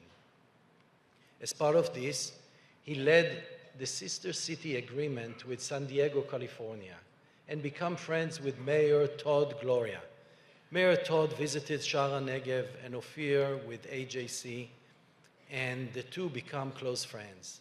So close that when we opened Ofir's phone after he was killed, one of the first messages checking he's okay was from Mayor Todd. This shows what true, real friendship is. Ofir's touched so many hearts and contributed greatly to the well-being of so many people. In the past, he was the CEO of the Kibbutz's Industries, a member of the board of directors of the Jewish National Funds, the World Zionist Congress, chairman of Kibbutz Cholit, Sapir College, and so many. Ofir is no longer with us in the body. However, his soul will continue to be with us. His vision of connecting people in doing good for our country and for the whole world will be his legacy. Ofir was a bridge builder. He was a connector. The relationship between Israel and the diaspora and between Jews and non-Jews were a key importance for him. Today, AJC is giving the first Ofir Liebstein Award for Bridge Building, an award which celebrates life and relationship and demonstrates the power of love, trust, and collaboration. Thank you for honoring my brother's memory and legacy. We will never forget the courage, outstanding achievement, and noble qualities of Ofir. Ofir was a man of action, of entrepreneurship, of innovation. His leadership is like his name: O for optimistic, F for friendship, I for integrity, and R for resilience. Ofir, you probably listen now. You fell in a battle, but your idea, your vision, your love, they are still alive and breathing in each of us. You have fallen, but your legacy lives on. You and your soul continue to guide us, to give us strength.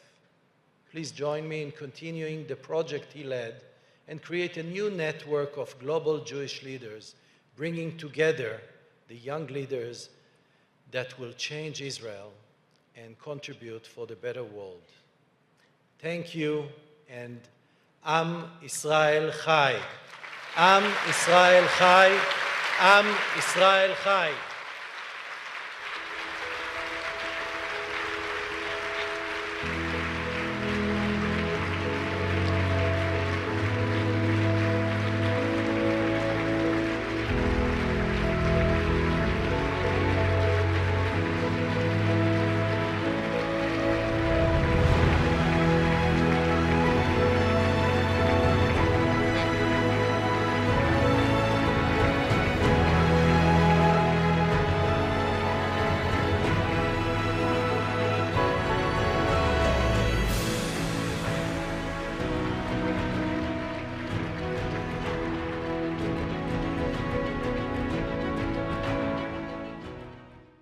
On behalf of AJC, I'm honored to present our own with the inaugural Ofir Liebstein Bridge Builder Award in honor and memory of Ofir.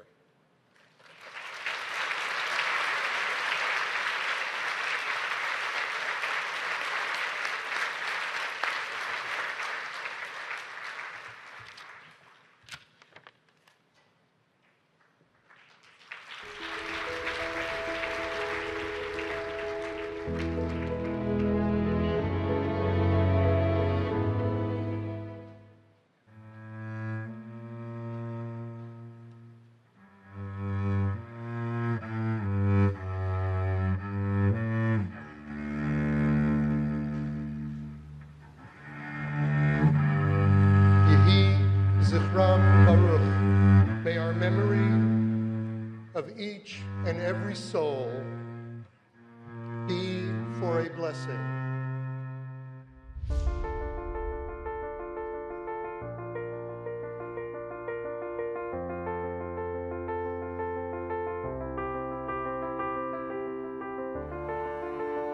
We will never let the hate win.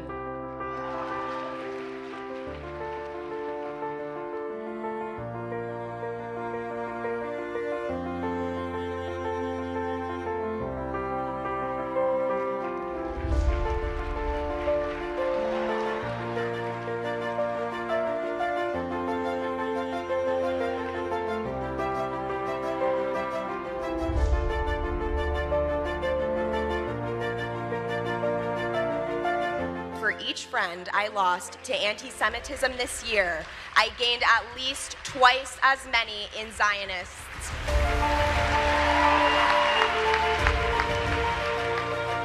And you have to choose to stand up for Israel. So thank you. What you have seen for the first time in the last 8 months is an understanding that we are in this together. Do not accept anti-Jewishness, anti-Semitism, anti-Zionism. AJC is announcing our global call to action against anti-Semitism.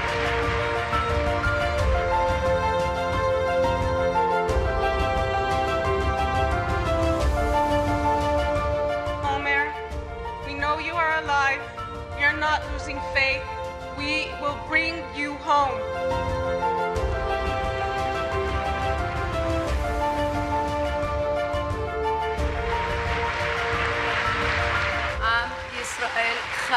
עם ישראל חי. עם ישראל חי.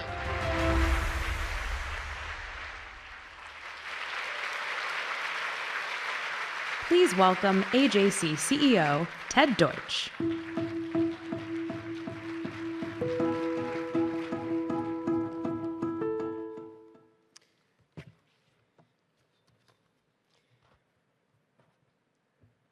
Good morning. Again, it's nice to be on stage without unwanted visitors. It's an honor to be on the stage following Doron's powerful tribute to Ophir. I want to acknowledge all of the heroes of Israel that we heard from: Tzvi and Dorit, Reder, Nasri and Youssef. Doron on behalf of Ophir Libstein. Let's be honest, Richie Torres is a hero of Israel. And I want to thank all of you for being heroes for Israel. Thank you, AJC, for being here with us for what has been an extraordinary global forum. I'm so grateful to have spent 2.5 days with you during the most challenging moment for our community and for Israel in my lifetime. Since October 7th, we at AJC have acted boldly and passionately to defend the Jewish state and Jewish people from diplomatic attacks on Israel and violent anti-Semitism around the world. I'm so incredibly proud of the way that every single professional at AJC has stepped up to this fight. For so many of my AJC colleagues, this work is not just a job. It is a sacred mission. The dedication has been on full display over these past 3 days and in the months of preparation before Global Forum. And I'd like to thank the following people for making this conference what it has been. I want to thank please hold your applause. I want to thank the entire global events team led by Daniel Silver and Leslie Cleon and Claire Bailey, Alex Rubin, Myra Stein, Kelly Mahoney, and Lindsay Siegel, and of course the incomparable contributions made by Bel Yoeli, and with thanks to honorary team member Bonnie Gluck. I want to thank the marketing communications team led by John Schweitzer here. I want to thank the development team here at Global Forum led by Lital Weinzoff and Sarah Whitko, the leadership team here led by Joanna Lieberman-Sneer, to the entire policy and political affairs team who worked so hard on our advocacy and action lunches and this afternoon's Hill meetings, to the Alexander Young Leadership Global Forum team, my senior management team, OCEO team, Casey Custon, Jack Steinberg, and Dustin Hausner, to all of my colleagues who worked so hard on multiple aspects of the program and who worked the registration and the help desk and the transportation team, our AJC mailroom colleagues who dealt with printing and shipping and so many logistics, led by Amy Magdalene and Mike Picoso, all of my colleagues who staffed this conference. I am so grateful, and I hope that all of you will now join me in thanking our AJC professionals for everything they do, especially since October 7th.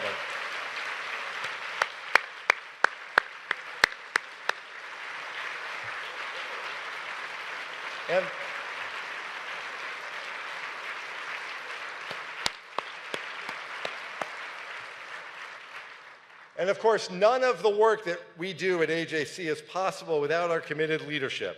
That is particularly true for Global Forum. So I want to thank AJC President and my partner, Michael Tickner, the Executive Council as well for their support, all of the AJC leaders who chaired and introduced sessions at Global Forum.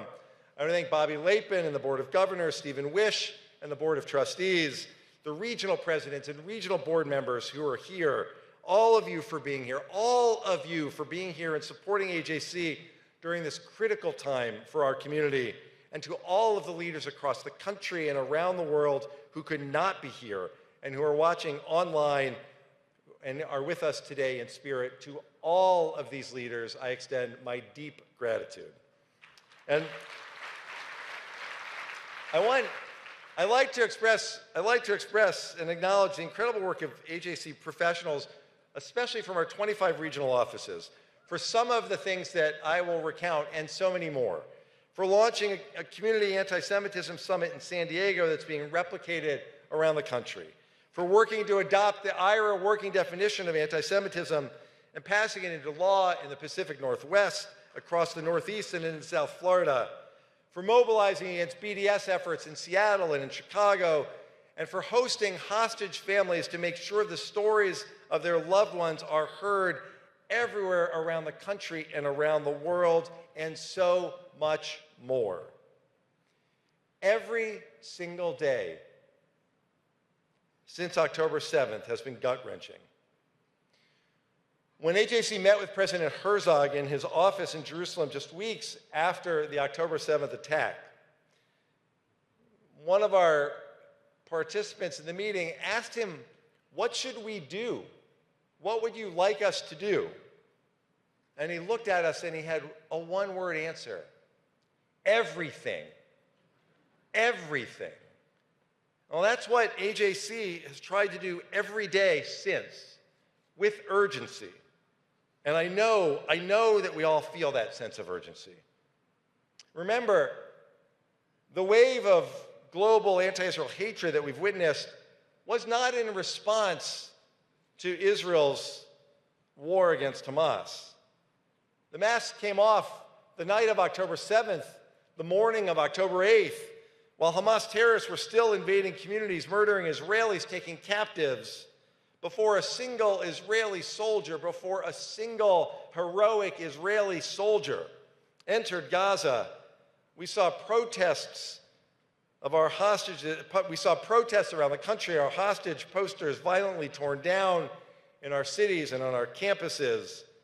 The comparison of Israel to Nazis in Gaza, to Auschwitz, the lies that Israel is a white settler colonialist regime, that it's an apartheid state. South Africa's outrageous case at the International Court of Justice, charging that Israel is committing genocide in Gaza. The ICC prosecutor's appalling decision to hold on the same level the Prime Minister and the Defense Minister of Israel and the leader of a genocidal terror organization. Countries have broken relations with Israel. They've banned Israeli tourists. They've boycotted Israeli companies. These slanderous attacks have led to Israel's increasing isolation on the world stage. And all the while, the world too often has looked away from the real source of instability in the region and in the world, the Islamic Republic of Iran. Iran funds Hamas. They fund Hezbollah. They fund the Houthis, terror organizations across the Middle East. Iran continues to enrich its nuclear program. They launched 300 drones and missiles in an unprecedented attack against Israel. And Iran targets Jewish communities around Europe and around the world. That's why AJC's real and coordinated global action to counter Iran urge the EU and countries around the world to designate the IRGC as the terrorist organization that it is, has been so important. And it's why we're proud to have successfully urged the IAEA Board of Governors to censure Iran for its escalating enrichment of uranium just last week. AJC has mobilized our entire global architecture to fight back and to support Israel everywhere in the world.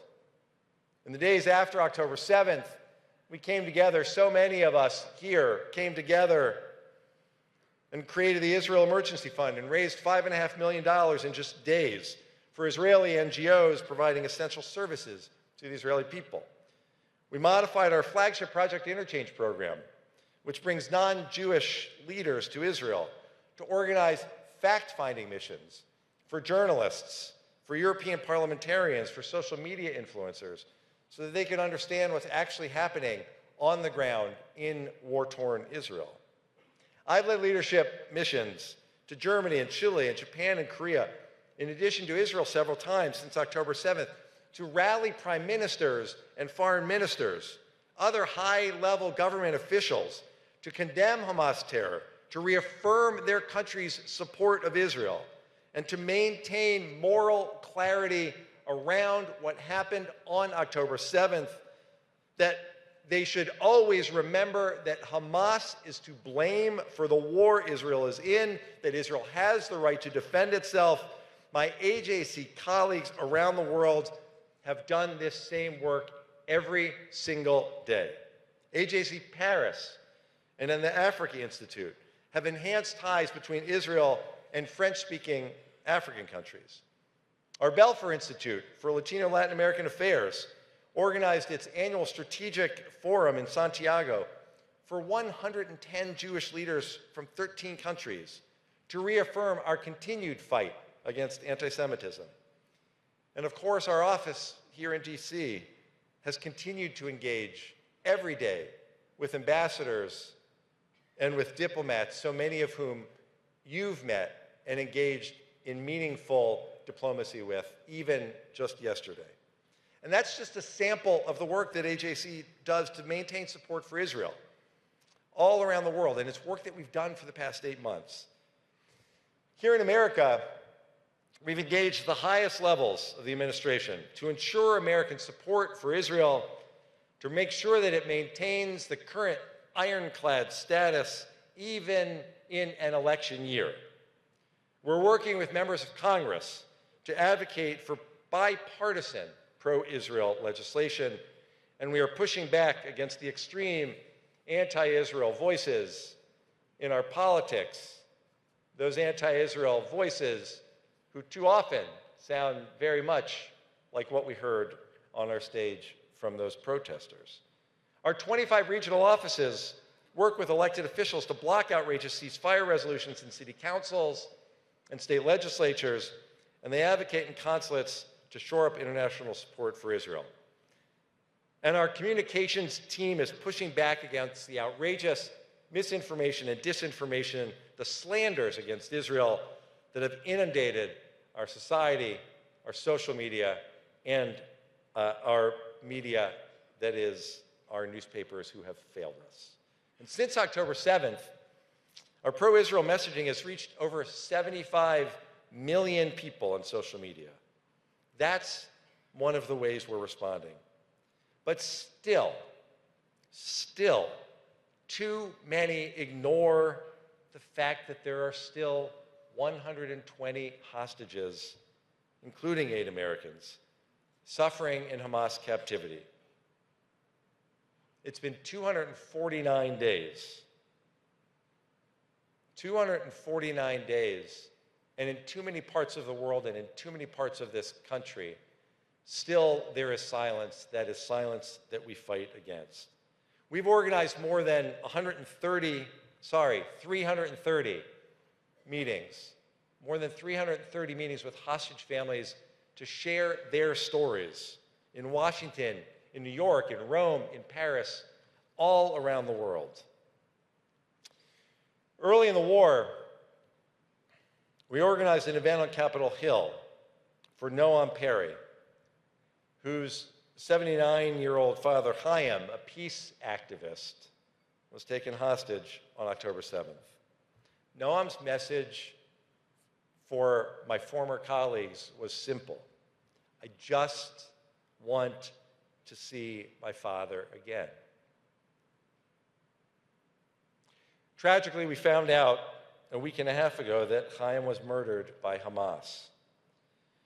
But we have echoed Noam's messages around the world that while Israel is at war and it is aiming to eradicate a genocidal terrorist organization. It is also a war to bring our family home. We want to bring our family home. We've had the opportunity here, we've had the opportunity to hear directly from Omer Nutra's family, his parents, Orna and Ronan.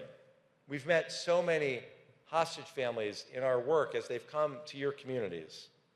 I've had the opportunity of getting to know a number of them, including Rachel Goldberg and John Poland, as they lead the fight to bring their son Hirsch and all of the hostages home.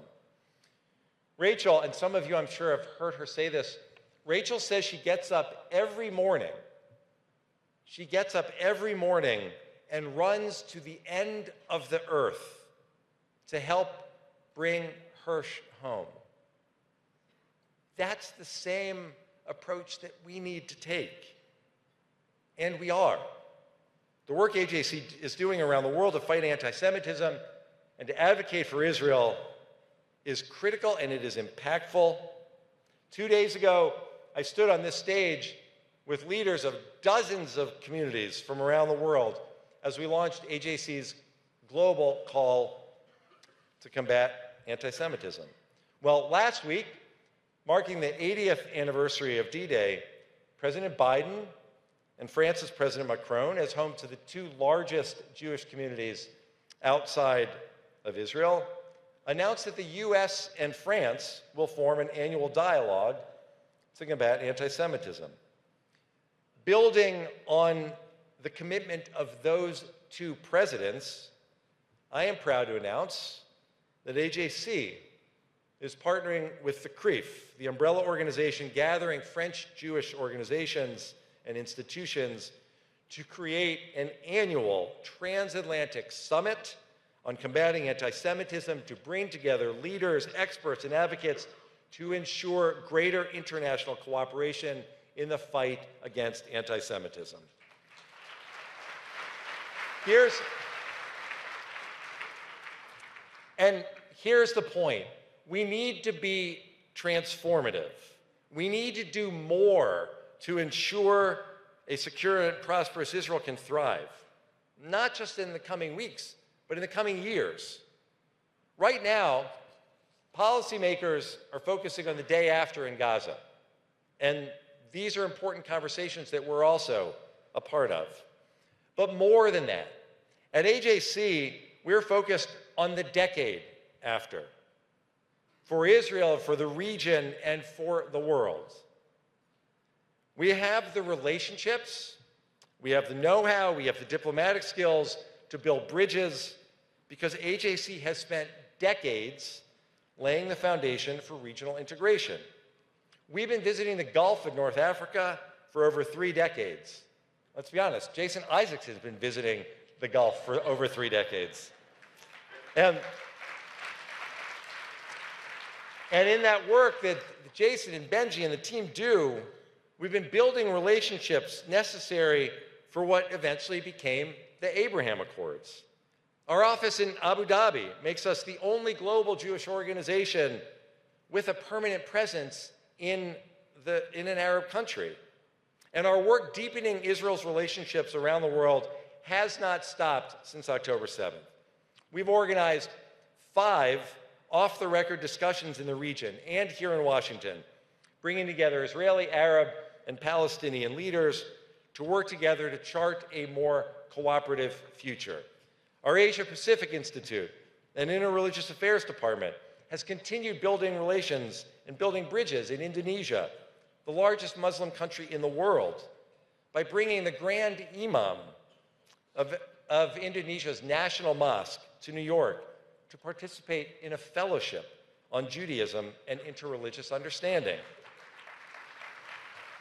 And we just convened the AJC Cincinnati Business Collective to bring together Israeli, Arab, and Ohio innovators to generate business connections that can help strengthen the foundations for Arab-Israeli peace. The region has a choice between 2 competing visions: the death and destruction sought by Iran, Hamas, and Hezbollah, and the vision of peace and prosperity and shared values that AJC has so long advocated. And with intense cooperation among our offices in DC, Jerusalem, and Abu Dhabi, close partnership between our professionals and lay leaders, and yes, with greater resources, I know that AJC can shape a positive future for Israel and the region, and it is for that reason that today AJC is announcing the establishment of AJC's Center for a New Middle East, led by Jason, which the center will help AJC scale our innovative programming, maximize the impact of our work to help create a new Middle East for Israel, for its growing number of partners and allies, so that they can stand with U.S. leadership as a bulwark against Iran and its proxies. We will spearhead more transformative programs, more international conferences bringing together regional change makers, more people-to-people programs to break down barriers, and more AJC project interchange delegations to show regional leaders the real face of Israel. We will help, AJC will help create a more interconnected, prosperous, and peaceful Middle East. I ask your help for us to do it. Let us work together as AJC helps to build a new Middle East.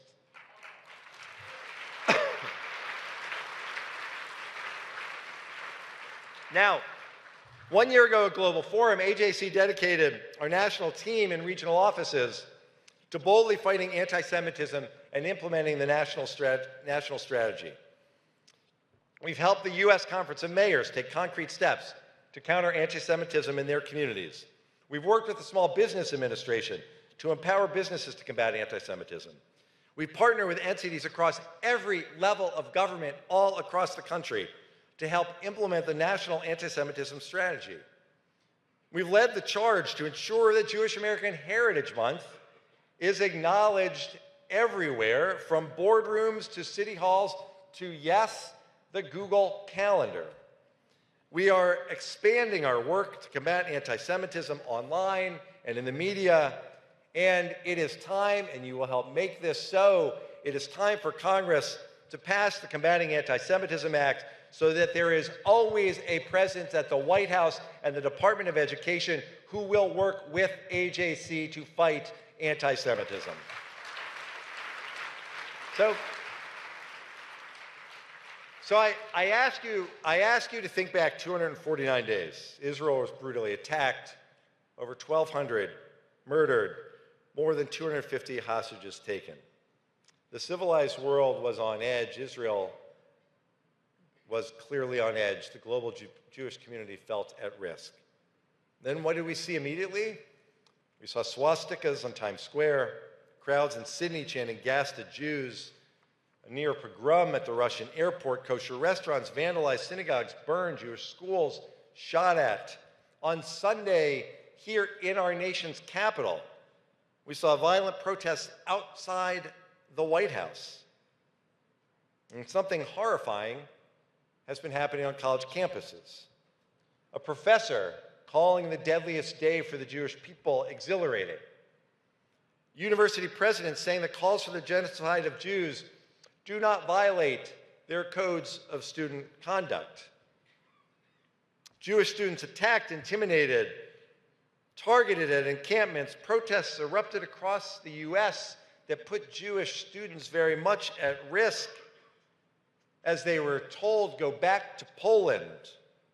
And they were told by others that they wished that October 7th would happen 100 more times, 1,000, 10,000 more times. Israeli students were shoved and harassed because of their nationality. Hamas flags and Palestinian Islamic Jihad headbands, calls for the destruction of Israel and the death of Zionists on campus quads. We heard from Noah and Hannah, AJC's Campus Global Board, the European Union of Jewish Students, and the World Union of Jewish Students, just these past couple of days, that the problem on campus is real and it is serious. My friends, what's happening on our college campuses can never be accepted as normal. Anti-Semitism and anti-Israel protests throughout our education system represent a singular challenge for the Jewish people, not just today, not only this summer, next semester, next academic year, but for the foreseeable future. Today's college students are tomorrow's business leaders. They're the tech founders. They're the political leaders of our country. The future of our community, of our nation, and yes, of our liberal democracy is at stake. That is why today I want to make another announcement. I'm proud to announce the establishment of AJC's Center for Education Advocacy to dramatically scale our efforts to ensure that Jews and Zionists on campus never, never need to be afraid again. We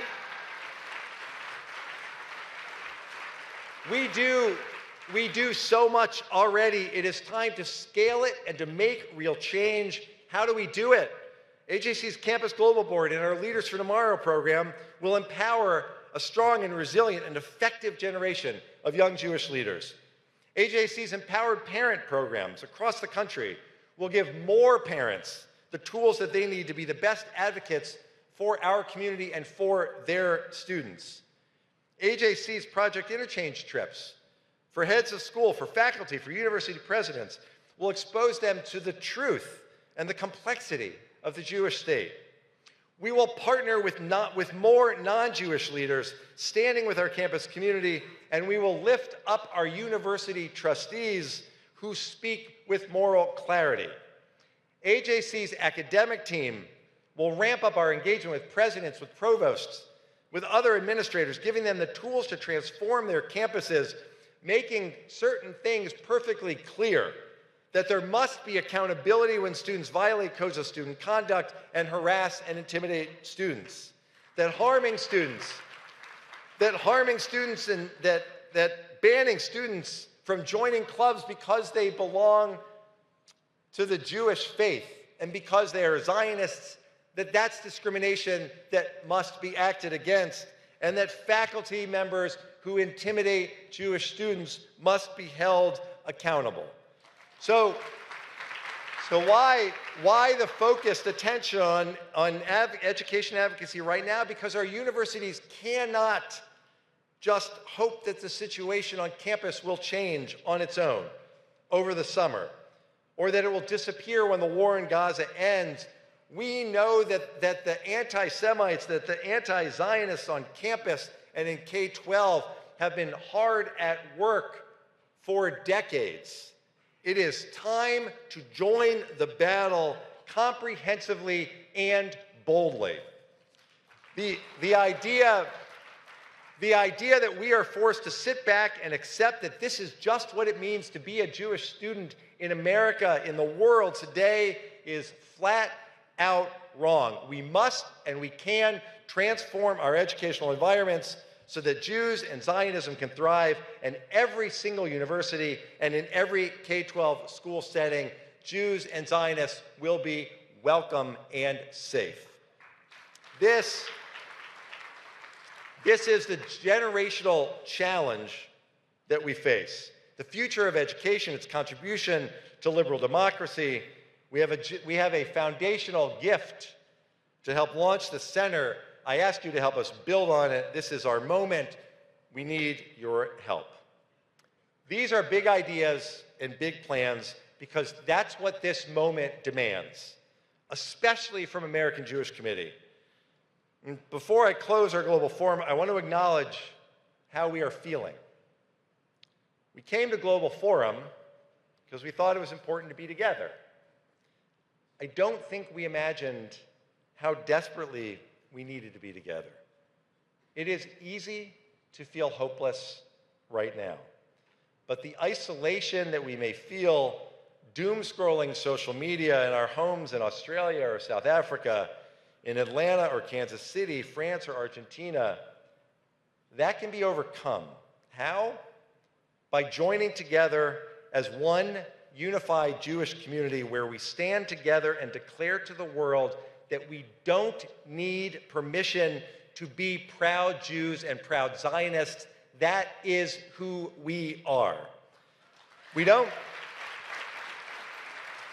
In 10 years, in 50 years, they're going to write the history of this moment. They're going to talk about the world since October 7th and the history of the Jewish community following the deadliest attack on our people since the Holocaust.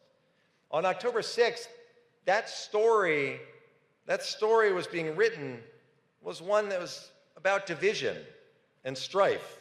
But the story of our people since 10/7 is a story of unity because we are fighting back.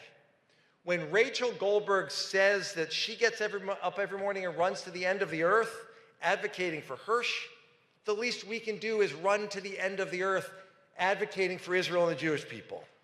And when the president of Israel, just weeks after October 7th, looks a group of AJC leaders in the eye and tells us to do everything, that's what we do. If you are part of this incredible gathering, or if you're watching online, that is my message to all of you. On Sunday, Stephen Wish stood up here and said that we hope to raise $1 million while we're here, and I'm grateful to say that we have now raised over $1.5 million. Beyond that, dozens of you have come up to me, let alone my entire staff, all of my colleagues. Dozens of you have come up to me to tell me that you intend to become more involved in AJC, that this is the place where you want to come to work with us to create a world where every Jew can live proudly and securely, where Israel can flourish, where our shared values will sustain us. Everything. That's what we need to do to secure the future of Israel and the Jewish people. Everything to defend Israel, everything to fight anti-Semitism, everything to transform education in this country and in the world, and everything to build a new Middle East. Everything to maintain the unity of the Jewish people. Thank you to all of you. In every one of our 25 offices, all of our 15 international posts, every AJC board, commission, institute, wherever you're involved, we will work with you, with your talent, with your passion, with your resources. Whether you're a seasoned leader or a college student who is getting involved with us for the very first time, standing up for Israel, standing up for the Jewish people, this is our moment. I want to thank our leaders, Michael and Bobby and Stephen. I want to thank Jill Deutch. And I want to thank all of you for being here today, for helping to make this year's Global Forum so powerful and such a strong statement about where we will go together. Always remember this. Kol Yisrael Aravim Zeh Bazeh. We are all responsible one for another. That is true today. That is true tomorrow. It is true forever. Am Yisrael Chai. Thank you for being here. Chag Sameach.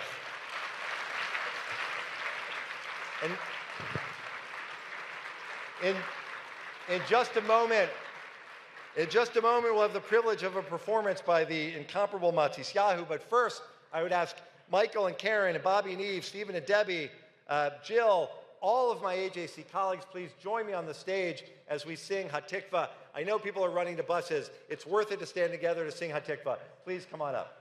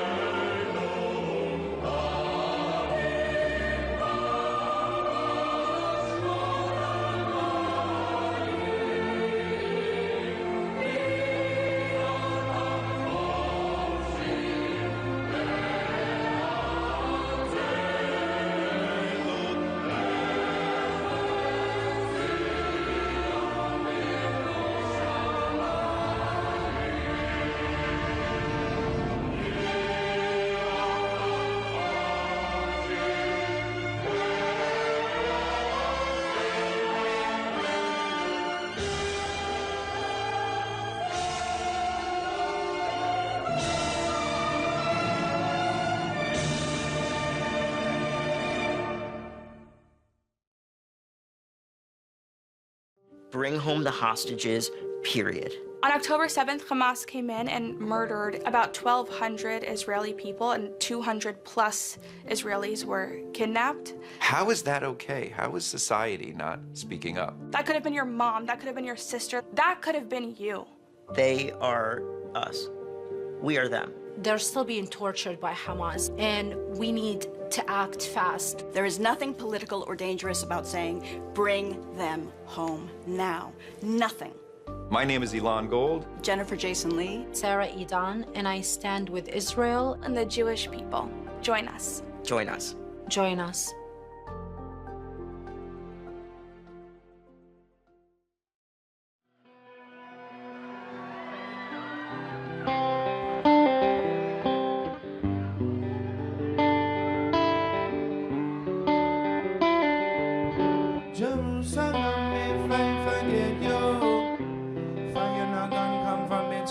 Jerusalem, if I forget you. In the ancient days, we well returned with no delay, and I'm picking up the bounty and the spoils on our way. Oh, we've been traveling from state to state, and them don't understand now what they say. 3,000 years with no place to be, and a man has to give up our milk and honey. Don't you see? It's not about the land or the sea, not a country but the dwelling of His majesty. Jerusalem, if I forget you. Fire not gonna come from me tongue. Jerusalem, if I forget you. Let my right hand forget what it's supposed to do. Jerusalem, if I forget you. Fire not gonna come from me tongue. Jerusalem, if I forget you. I say, rebuild the temple and the crown of glory. Years gone by about 60. We were burned in the oven in the century, and the guys tried to choke, but they couldn't choke. We would not fall down and would not fall asleep. So them come overseas, trying to be free. Erase the demon out of your memory. Change your name and your identity. Afraid of the past and the dark history. Why is everybody always chasing me? And I cut off the roots from your family tree. Don't you see that's not the way to be? Jerusalem, if I forget you. Fire not gonna come from me tongue. Jerusalem, if I forget you. Jerusalem, if I forget you. Fire not gonna come from me tongue. Jerusalem, if I forget you.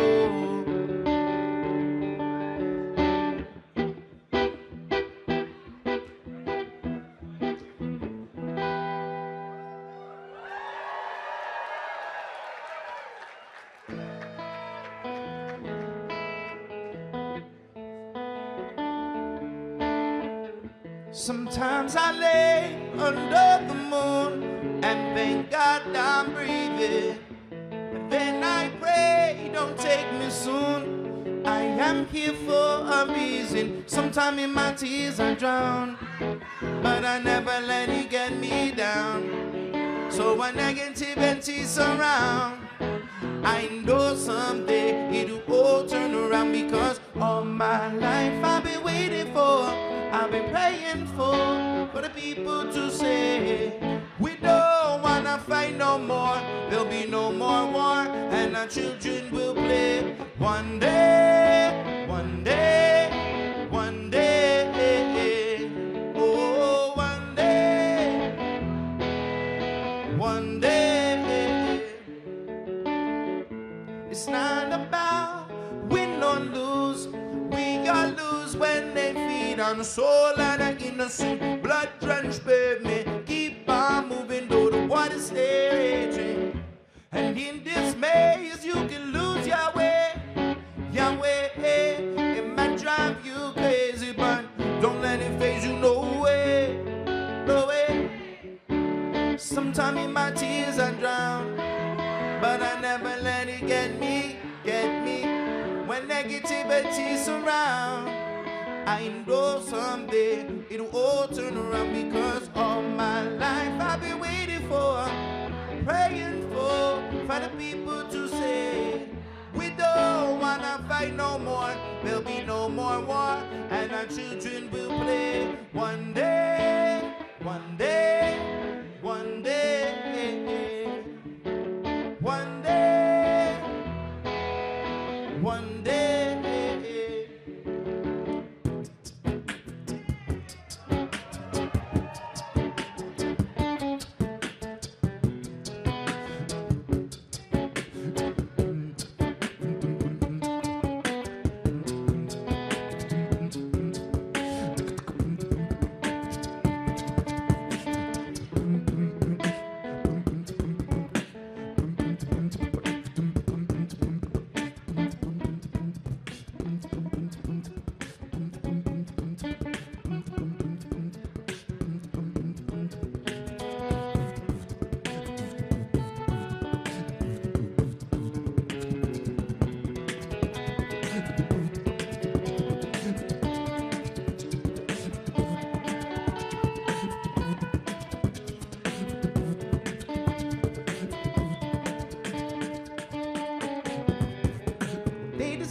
Change, treat people the same. Stop with the violence, down with them. One day we'll all be free. I'm proud to be under the same sun, singing songs of freedom like why-yo, why-yo, why-yo, ayo. Say all my life I've been waiting for, I've been praying for the people to say we don't wanna fight no more. There'll be no more war, and our children will play. One day, one day, oh, one day, one day. Thank you guys so much. Thank you to Adam Weinberg and to the AJC, to everyone who came here for this conference and standing up for the Jewish people. God bless you. I'm Yisrael Chai.